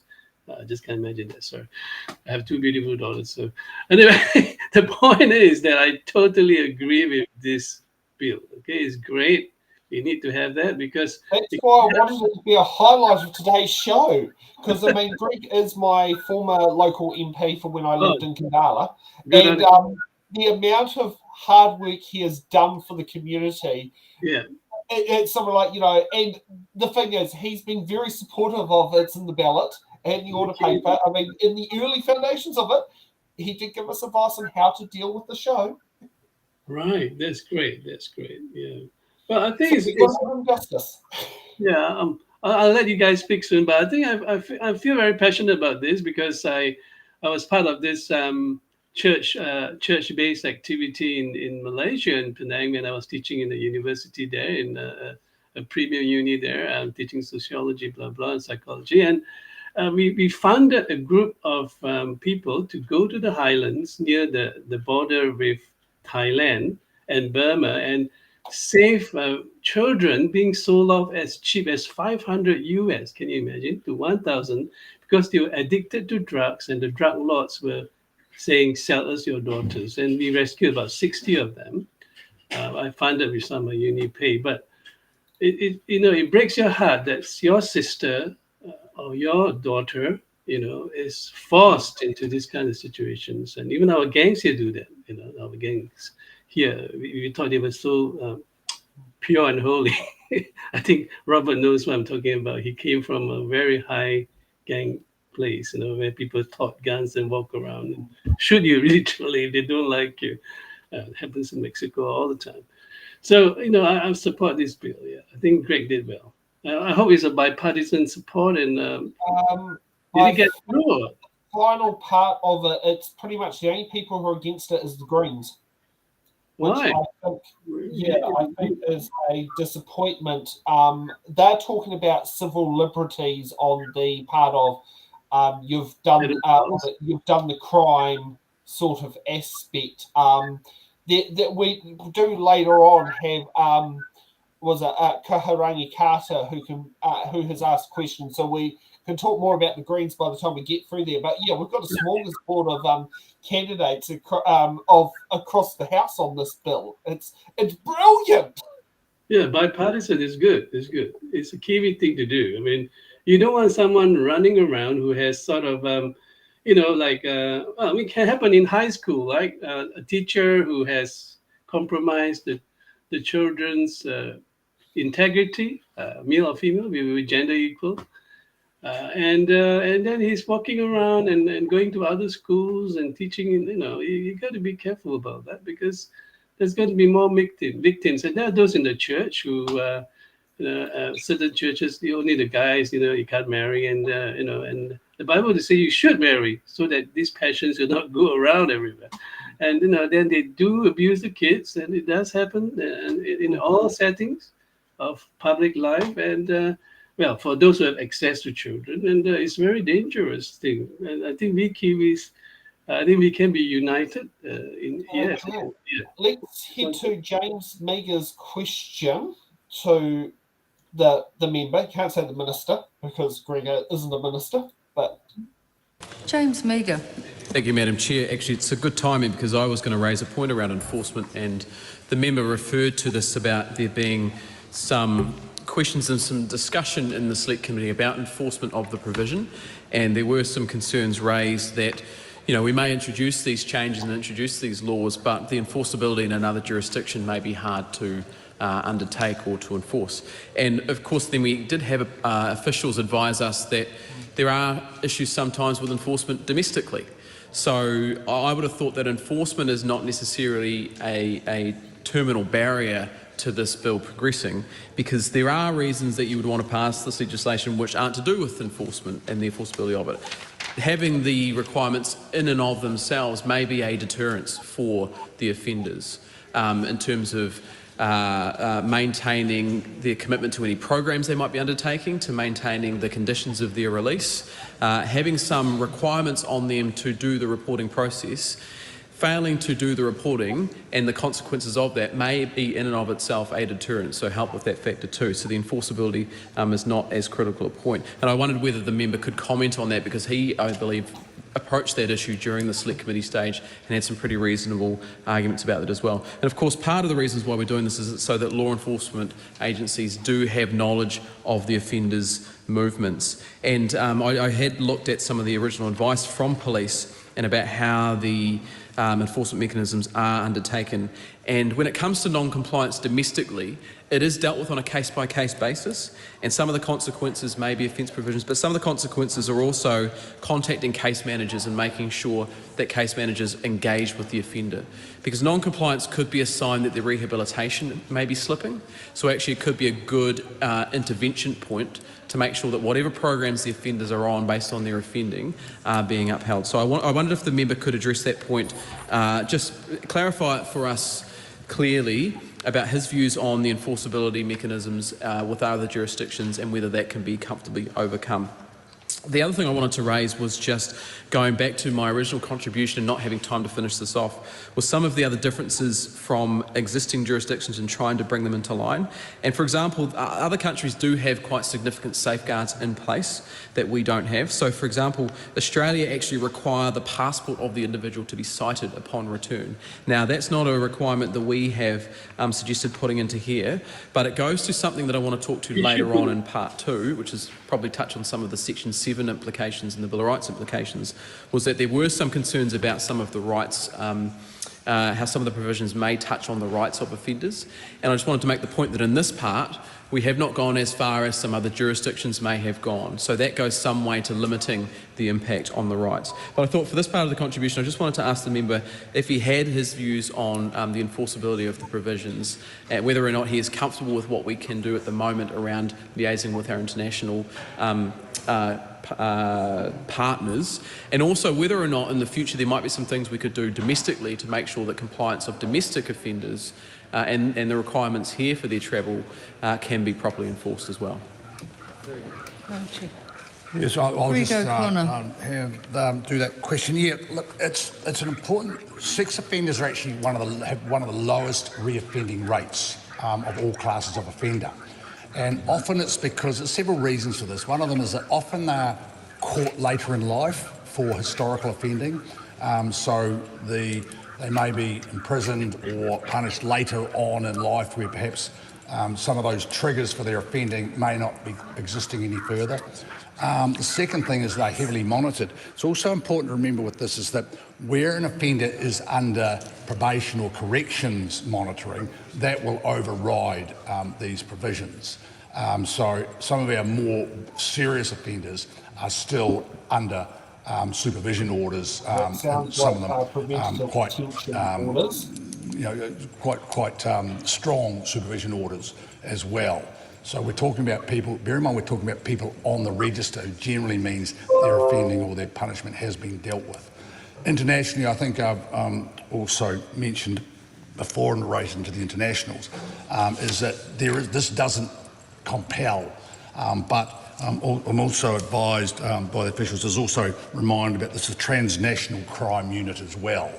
And certainly, and I've seen this, even the Australians, the issues the interjurisdictional issues we often have with Australia or other countries. They exist within Australia, within the states. It's only in latter years that they've even had joined up intelligence systems, fingerprint systems, things like that. So when we talk about Australia, we actually talk about the states. A little bit the same with Canada is a little different. Canada has one criminal code, where of course the Australians have, I think, 8 criminal codes. So it's important that we do understand that. But as far as the enforceability goes, there's 2, I mentioned before about offenders who perhaps go on sex touring, and important to remember we do have on our statute books offending, I haven't got it in front of me, but offending, if you do commit an offence, child sex trafficking in, just say, one of the Asian countries, for example, that offence, you can be convicted of that offence here. In fact, ironically, it becomes then a qualifying offence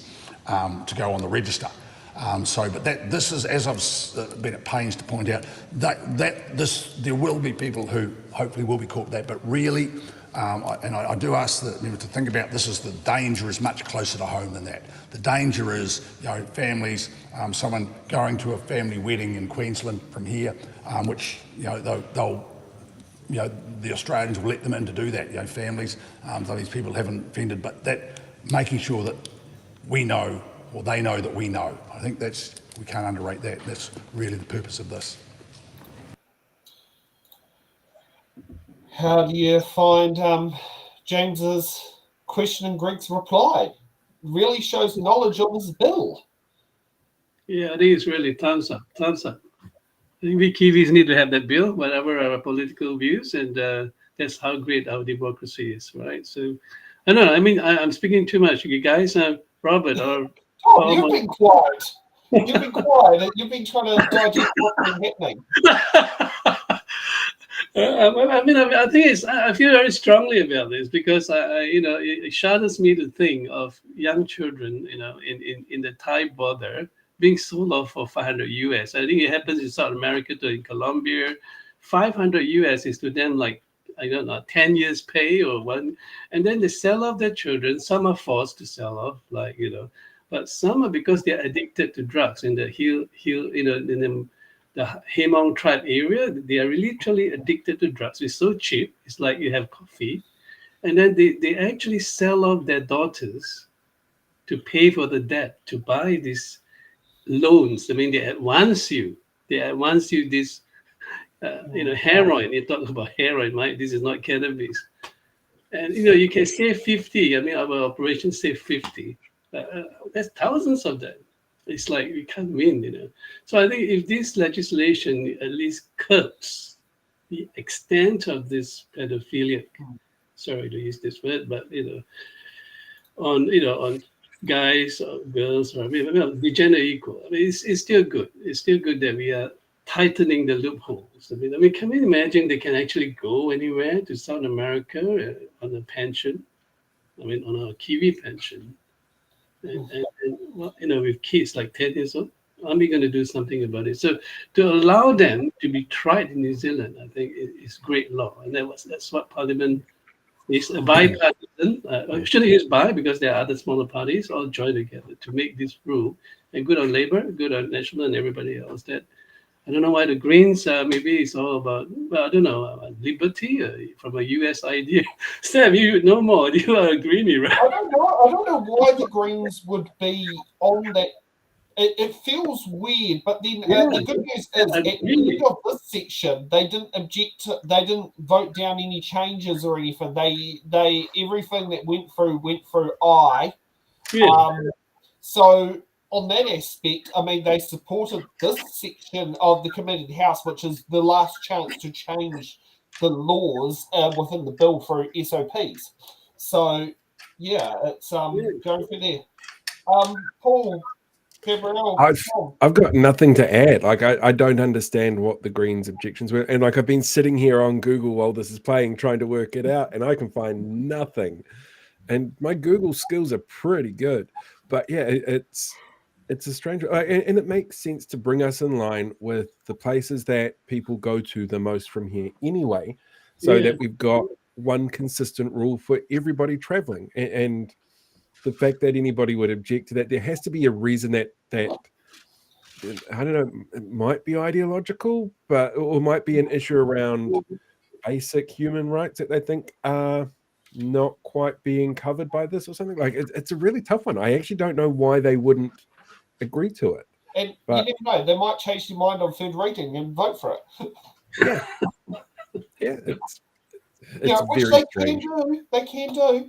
Now let's get to a quick question from Todd Stevenson. So we're starting to get all these names of these MPs that no one knows. Thank you, Madam Chair.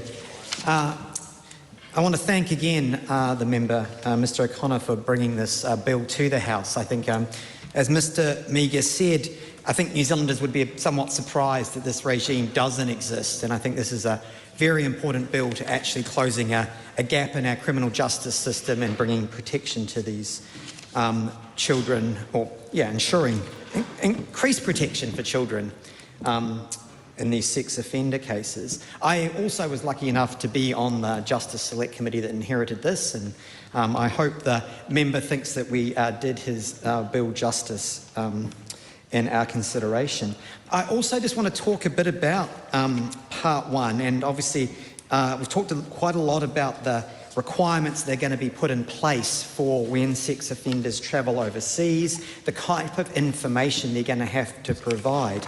I'm interested in hearing from the member how this, because I think this will be interesting for people, how this is similar or different to the requirements when sex offenders travel within New Zealand, because I know we did actually discuss that in the committee, and kind of contrasting the obligations for a sex offender travelling within New Zealand.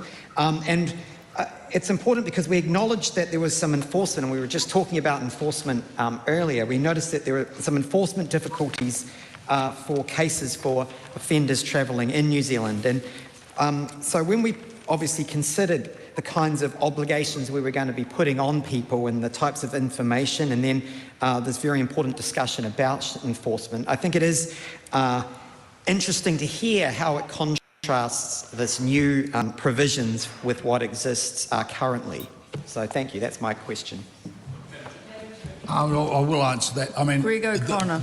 The whole point, thank you, Madam Chair, the whole point, it is to align with the overseas. So the whole point of the bill is to take what we currently do have and to ensure that it is actually used internationally. That's the whole point of the bill. Okay. Kaharangi Carter. Well, continue on. That was a short question. I want to speak today on this bill and ask some questions. So thank you to the member. So rights by nature rub up against each other. We're always weighing up rights of one group over another, and by nature they do this. So that's why we have things like the New Zealand Bill of Rights to help guide us. And I want to understand, in relation to the report of the Attorney General, which found that the bill was inconsistent with the New Zealand Bill of Rights Act, has the member considered the inherent tension between children's rights and their right to be free from harm, which we all are dedicated to, and the right to the freedom from double imprisonment? Does he consider that children's rights in this instance outweigh the principles of natural justice and the inconsistencies with the NZ Bora? Protecting children is important to us all, and I can see everyone here is very passionate about it, including the member whose bill we are speaking on. We need to bring bills that protect children, not just make us politicians feel good. So I want to know and really understand, has the member seen any evidence which shows how many children this bill is likely to prevent sexual harm to? What stakeholders and experts did he engage with from the sexual violence sector in drafting this bill to ensure that it does effectively minimise harm to children? Of course, we want to protect children from any kind of harm, and especially from sexual harm. So what advice has the member had on how to ensure that the bill is targeting higher risk offenders? And the sharing of the information between police and customs targets those offenders who are highly likely to reoffend. Has he seen evidence on similar schemes in Canada which only target those offenders who are high risk? And did he consider a similar scheme for this bill? Rehabilitation is a vital part of protecting children and ensuring members of society are functioning once they are released back into society. Has he received any information or assurances from the government that extra resources will be provided to customs to ensure that they have the tools to work with offenders who have been on the register and are at risk of reoffending? Has he received any information or assurances from the government that extra resources will be provided for rehabilitation of offenders on the register domestically to prevent harm to children? Because that's what we're all here to do, while still ensuring that they are not subject to potential hefty fines for the rest of their life or facing double punishment. With one more reading in the House, there is a possibility that the Greens could support it. It's my understanding that some level of travel reporting requirements for offenders on the sex offender register already actually exist. Could the member please share any detail about those travel reporting requirements and why the introduction of new fines will achieve reduction of harm to children? And did the member receive any advice on how child sex tourism or harm to children overseas from offenders in New Zealand could be better prevented without creating new inconsistencies with NZ Bora? Thank you for your time. Greg O'Connor. Madam Chair. Look, a couple of issues there. I think one of the most important ones there, you talked about a threshold around serious offenders.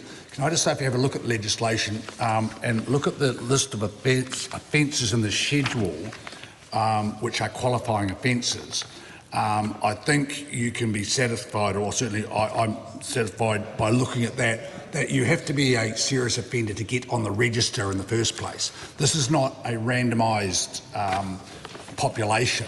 This is people who have qualified for the register and if the member, I'm happy to share with the member what the qualifying are, but there is quite a list of Class 1, and the actual definition broadly is that a person is a registrable offender who's been convicted of a qualifying offence, which is those offences I've spoken of, but I won't go through in detail, and has been sentenced to imprisonment or has been sentenced to a non-custodial sentence and has been made subject to the registration order. In that case, an extra decision has been made by the judge that this is a person, even though they haven't gone to prison, still needs to be on the register.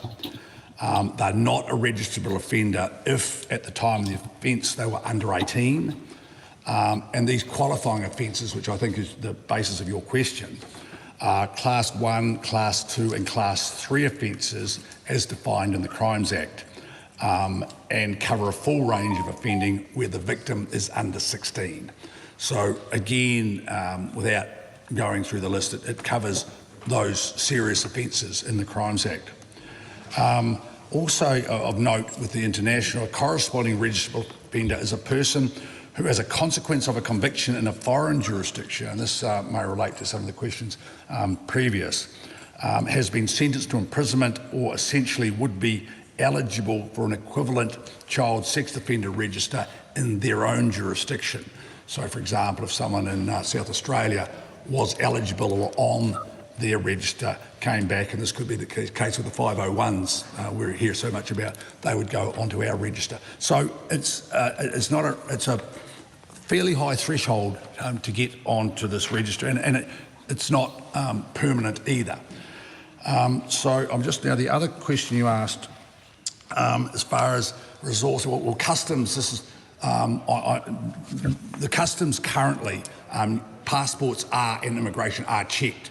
Just to answer that question that came from my right before, there is actually a requirement to check the passport when they come back in New Zealand for offenders. As far as no, I haven't. Much of that work that the member's talking about is already done when the bill was originally written and conceived and has come to what we have today. So that this is a amendment bill that really just speaks to those provisions that where the requirements of an offender in New Zealand, which by the relatively low rate I spoke of before for sex offenders would appear, that would be good evidence that it is probably working. There is no better evidence than that these offenders have the lowest offending rate. I think that covered all your, if there was anything else, I'm certainly happy to answer another question.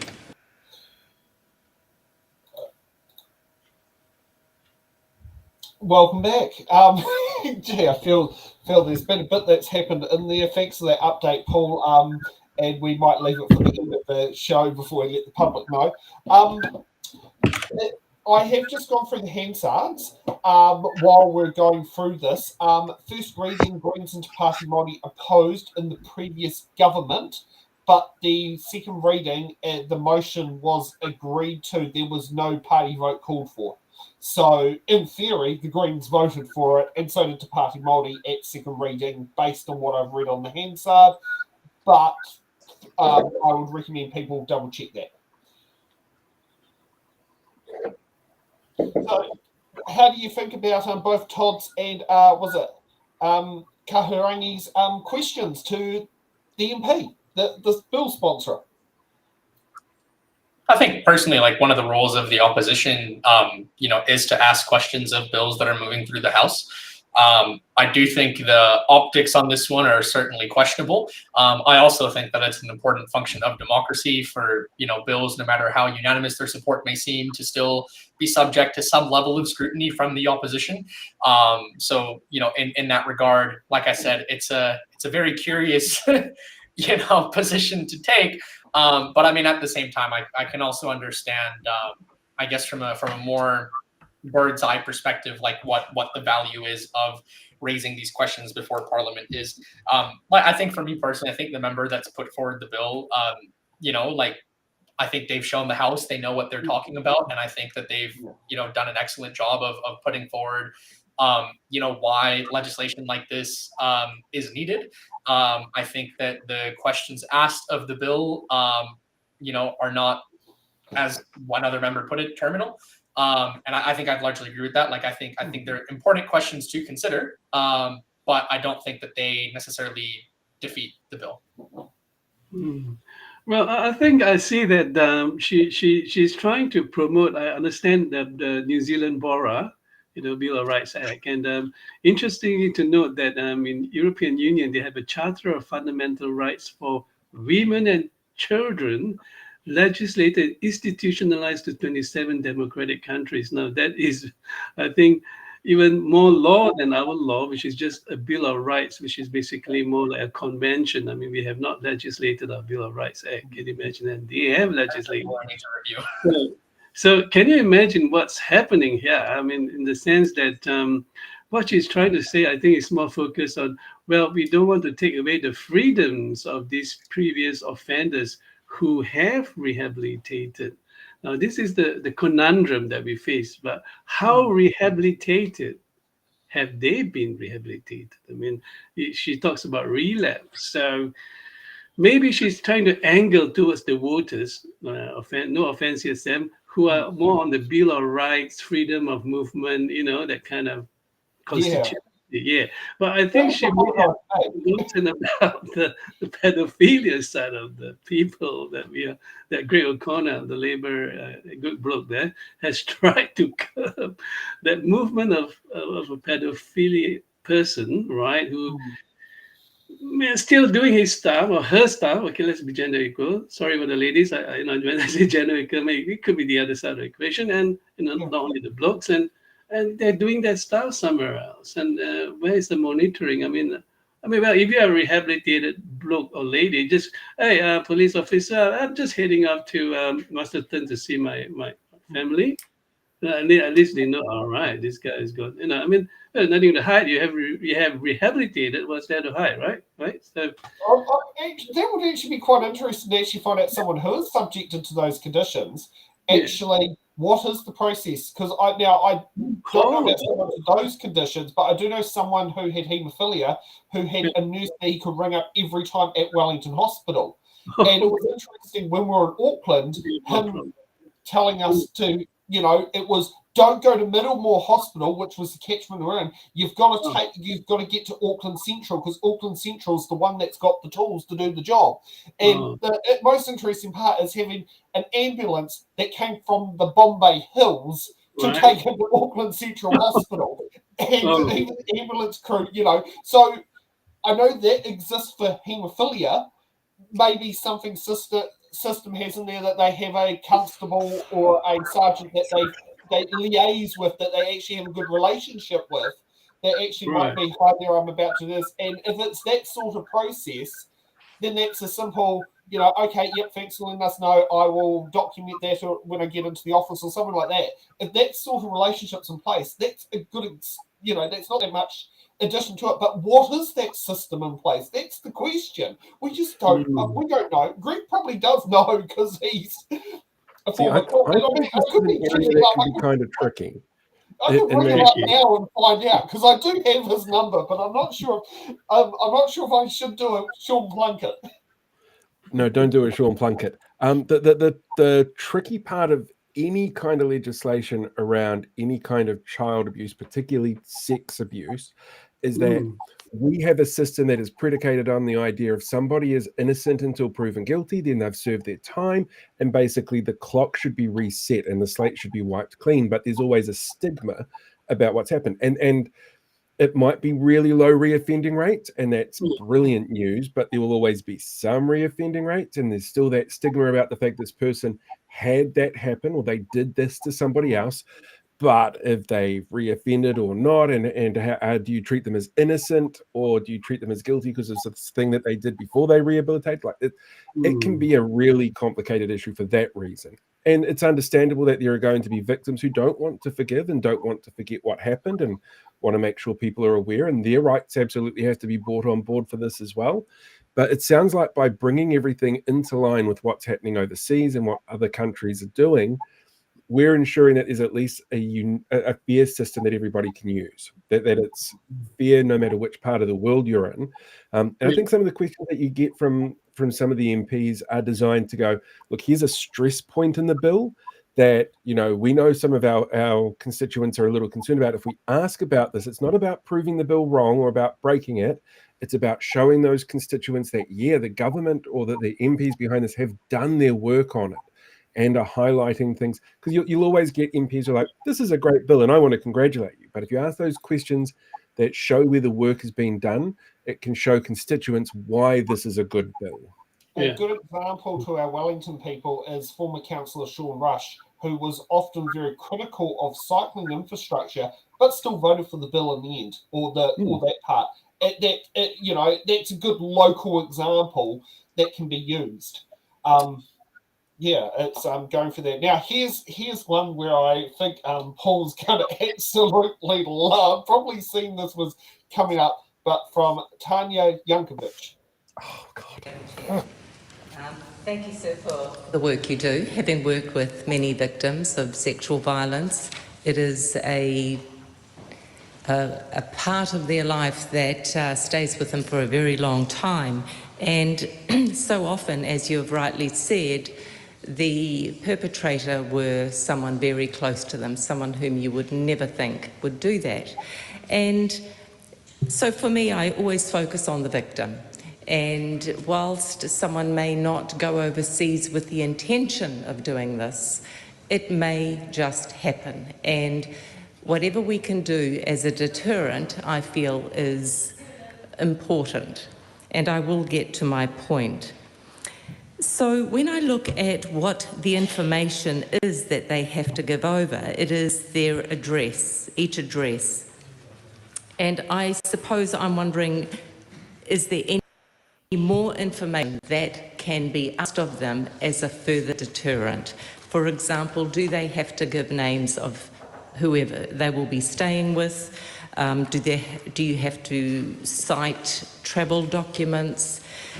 Do you have to actually physically go to the Commissioner of Police to give that information? Anything that maybe was reversed during this process in the amount of information that had to be given just to pose as an additional deterrent to stop someone who makes a really bad decision and affects the life of an innocent child or person. Thank you.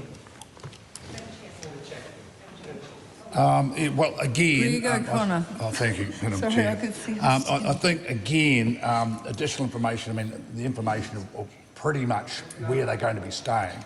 Given that what I'm trying to achieve with this amendment is to essentially give the same protections to children living in a house in family home in Queensland or up here, the same protections as someone living in Napier or in Oamaru does, which is currently, that's the whole intention of the bill. I think we could sort of put more reporting requirements on, but again, in my experience is that the more you ask for, the more it's likely to be in the breach, whereas never forget what we're trying to achieve here. And protecting, certainly what I'm trying to achieve here, is granting overseas children in particular the same protections that New Zealand children get from people who are on this register. And that's the essence of this bill. Okay. Very quick and very simple. And I think we all can agree Greg's answered it. His answer completely sums it up.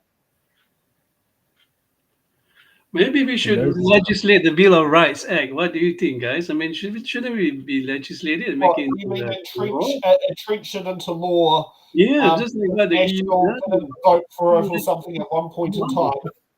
Yeah, I mean, my accent might suggest what my views on this are, but I do think the codification of rights is an incredibly important civil liberty, and I do think that the fact that, how do I explain it? Like, New Zealand is an anomaly in this regard, and I don't think it's by deliberate choice. I do think it's by historical circumstance. New Zealand is one of 3 nations in the world that doesn't have a single codified constitutional document. We do have a Constitution Act, but again, Parliament is still supreme over the Constitution Act. New Zealand's constitution is basically dispersed very thinly throughout a series of different legislative documents.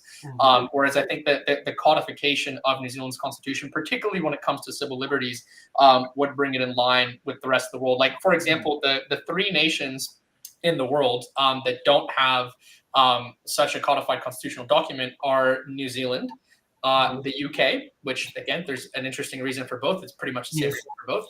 And the third one is Israel, which, you know, does Canada have a constitution now?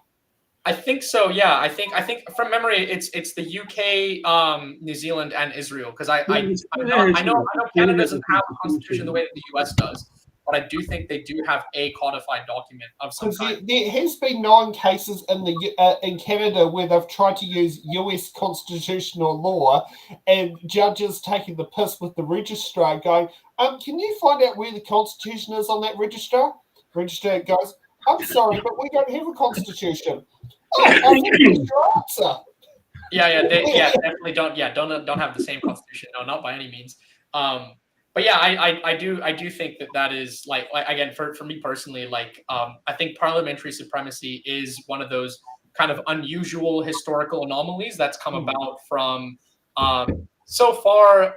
Well, see, you could say a lack of need, but personally, I'm of the belief that the last 2 years, the kind of, you know, in some ways, kind of not totally unchecked response, but in many ways unchecked response to the coronavirus, like, did show a need for something to kind of pump the brakes a little bit.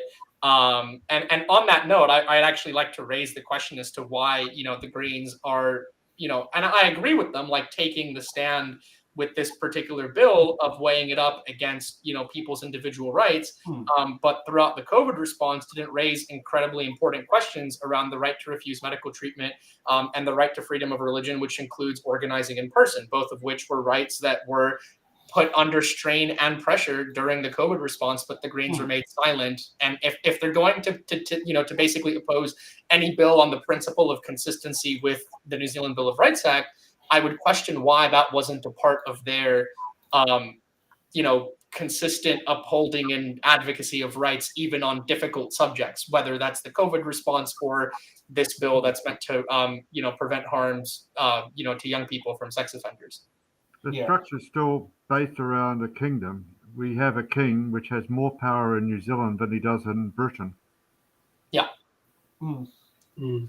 It has to do also with common law. I think common law is very what we call subjective, because I think the word is, we call it discretion. So you see, like if you do law, I did two law degrees, and everything is like kind of, you could see a judge giving all the decision-making processes and rationale for making the decision that way, and then you can read about 10 more articles on a judge giving discretionary reasons as the other way. So sometimes as a student at that time, 20 years ago, like, hey, wow, which one is which, So it's kind of discretionary. Like, I have evidence of that. If you drive right and you are above 40, you reach 45 in an area where, let's say, it's 40 kilometers, you could get fined if the police discretionary choose to find you. However, it's over 5, and then the police can say, all right, Mike, don't do that again, all right? He could also discretionarily give you a warning. So it could be that the part that if you legislate a constitutional law, it might override so many of our common law decisions.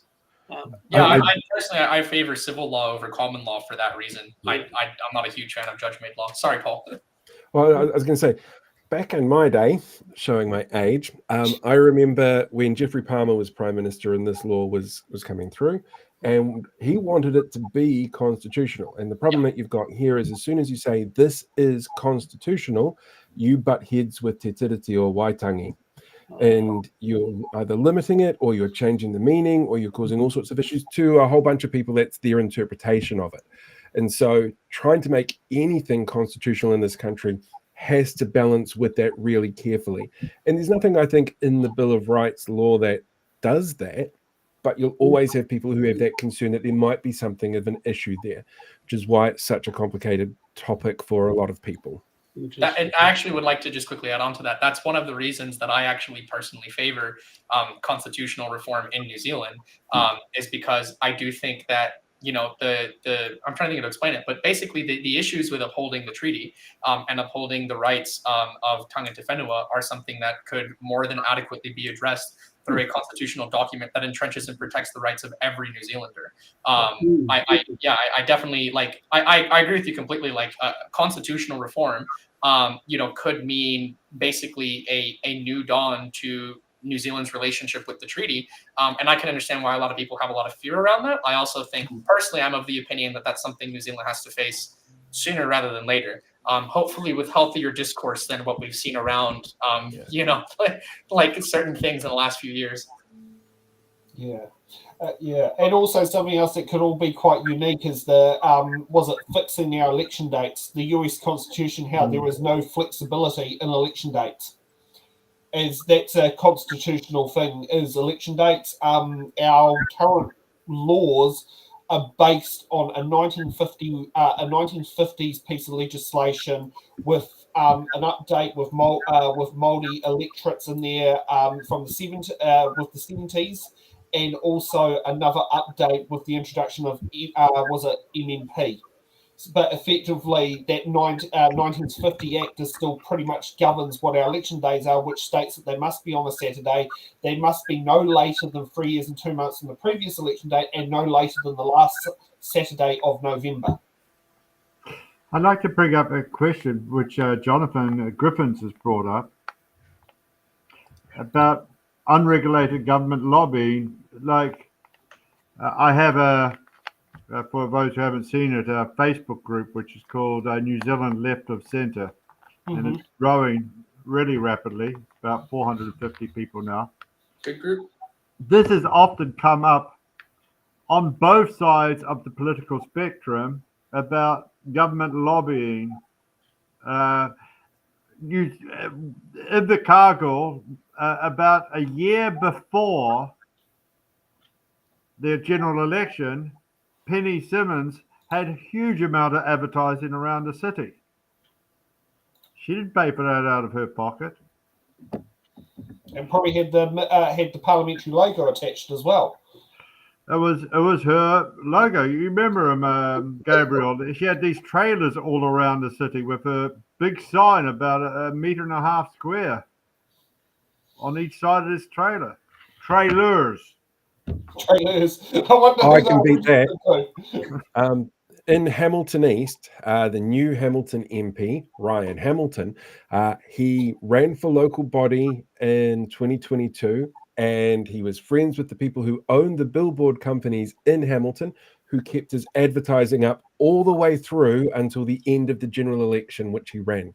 So he got a ton of free advertising on the busiest street corner in Kirikiriroa, just for over a year promoting himself for a role that he should have never run for the local council if he knew he was going to run for government. But hey, that's something. You know, completely agree with you on that one there, Paul. So is there much, people say, David Seymour was sneaked off to a mountain retreat in Canada for indoctrination with the Illuminati. They don't quite word it like that, but it tends to smack of it. Who's the guy up in northwest Auckland who sponsors him with that huge farm? Helicopter. No, I don't know. He's got all these artwork on his farm there. And he's the biggest. I know what you're talking about, Tom. I don't know what the guy's name is, but I know what Grassy or something. But is there much lobbying going on? Like, we saw how much money every party spent on Facebook. I think it was National spent 320,000. Labour was the next biggest. Then ACT, etc. I think it might have been higher than Labour, but I know what you're saying. Yeah. But how about TikTok has gone crazy with Luxton? You know, he's more visible than I am now, probably even more visible than Paul. You know, I don't know about that. He's got a team of 6 people to help make it happen. Sam, are you able to bring up that comment that Jonathan's just put into the chat? I think this is a really important thing to note here as well. While political donations are really an issue, because obviously it unfairly impacts some parties over others, lobbying in Parliament is really different. It's literally people who can go up to politicians. Let's go out for lunch and have a talk about this particular issue. You know, there is a lot there that is really seriously unregulated. And one of the biggest issues with it is that you can literally go from working in Parliament to being a lobbyist or vice versa. And it happens in all parties. And it is really impossible for us as the public to see how much impact that has in real time. Like the only example that sort of pops into mind is actually when Chris Hipkins took over as Prime Minister, his Chief of Staff, Andrew Curtin, was a lobbyist the day before he became Chief of Staff. And he was a lobbyist for an organization that represented people who made bottles and cans and stuff like that for drinks, who wanted to kill the bottle return scheme that Jacinda was putting in place. And the day that he gets into Parliament and starts becoming a lobbyist is about 2 or 3 days before Chris Hipkins announces that they're dropping that scheme because they want to focus on the cost of living. We don't see those links very often when it comes to actual lobbyists on the floor in Parliament. And that's where people should be really worried. And there are people like Chris Bishop. He was a lobbyist for the tobacco industry, you know. There's a lot of deputy. Ex-deputy is a lobbyist before she... Belden. Yeah. The young lady. She was a lobbyist. Yeah. Are you thinking of Casey Costello? No. Rick Van Belden. Yes. NZ MP for Tamaki. Yeah. The one who upended Simon O'Connor's seat. Right. So there seems to be lots of lobbies on the left and on the right, and everywhere.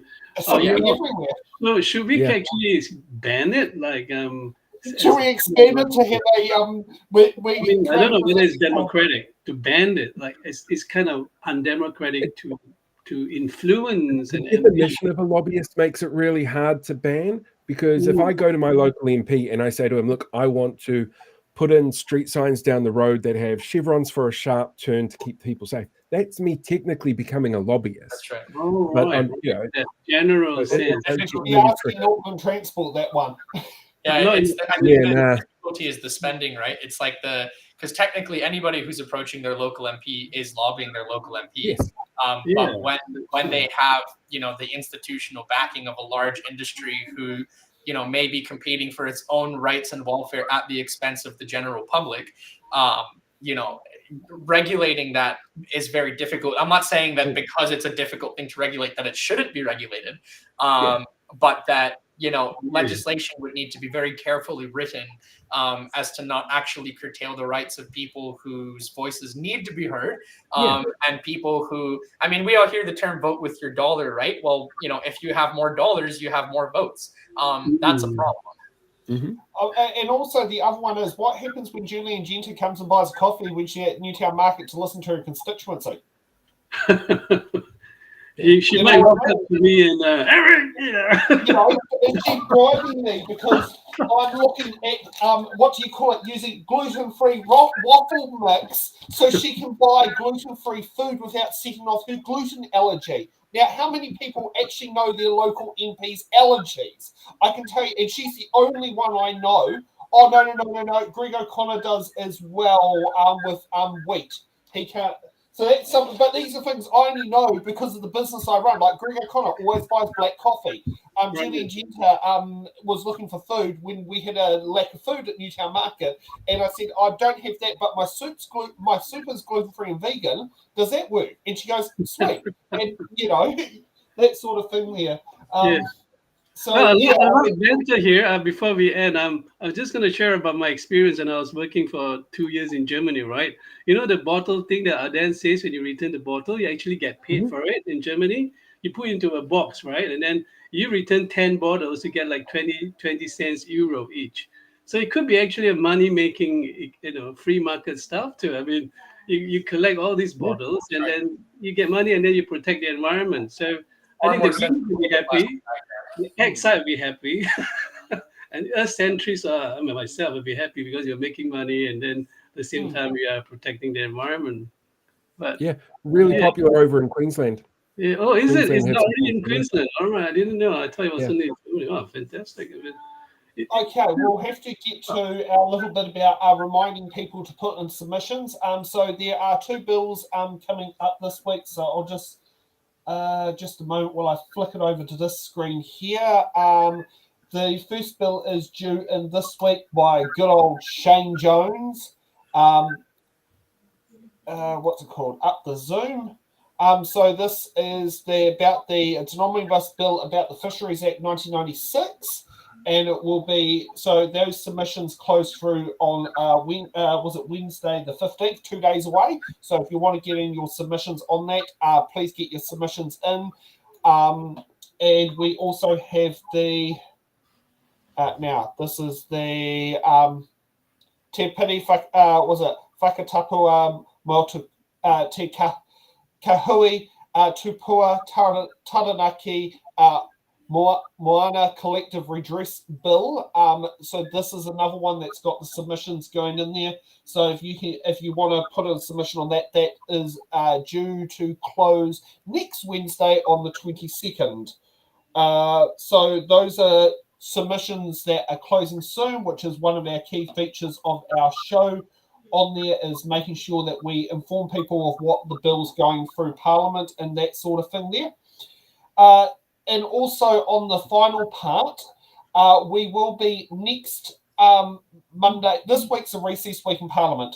So next Monday, Normally we have a shortened show, but we have decided, because today, while we're having our show, you can always be looking on Parliament's website of the Environment Committee with the public submissions on the Fast Track Amendment Bill that's going through there. We've decided next Monday we're going to have a full 2-hour show focusing on the public submissions of the Fast Track Amendment Bill. So you, the voters, actually know what's happening in our House of Representatives and the Select Committee process.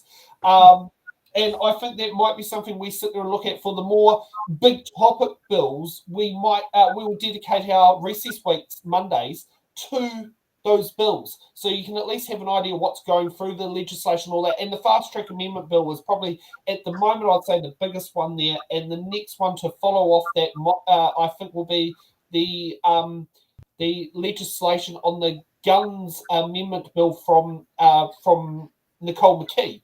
So that's another one on there. So these nice big bills that create a bit of headlines. Let's dissect the headlines. So, so that's something we're looking at doing. And the other thing we've got coming up is for the 30th of May, on the Thursday, we're going to have a budget special for It's in the Ballot, where you can find out from our panel of commentators. I don't know if would we call ourselves experts? No. Panel of commentators on the budget. Joe and Jill blogs and our opinions. Yeah, exactly. And see how many Chubba Chup lollipops we're all going to get in tax cuts. I mean, currently, according to the National Calculator, I'm getting free. So we could sit there and go from that. So we're going through there. How have you found today's show, everyone? Other than the technical issues, it's been very fascinating. Yeah, it was easier. Well, once I went onto the laptop, it was much easier. I do think we ran a little bit over time. I think we're like 2 hours and 38 minutes now. However, I do need to accept some responsibility for that. I am a serial yapper, so in the future, if I need to be curtailed a little bit, by all means, Sam, feel free to cut me off. I was trying to do my best, Robert, to curtail you. But okay, I think this is great. I like this talk because it just shows the democracy in action. I mean, we all Kiwi blokes here, and at the end of the day, we can have a beer, have a cuppa, have a beer, and even though we have different views, and that's makes a healthy democracy.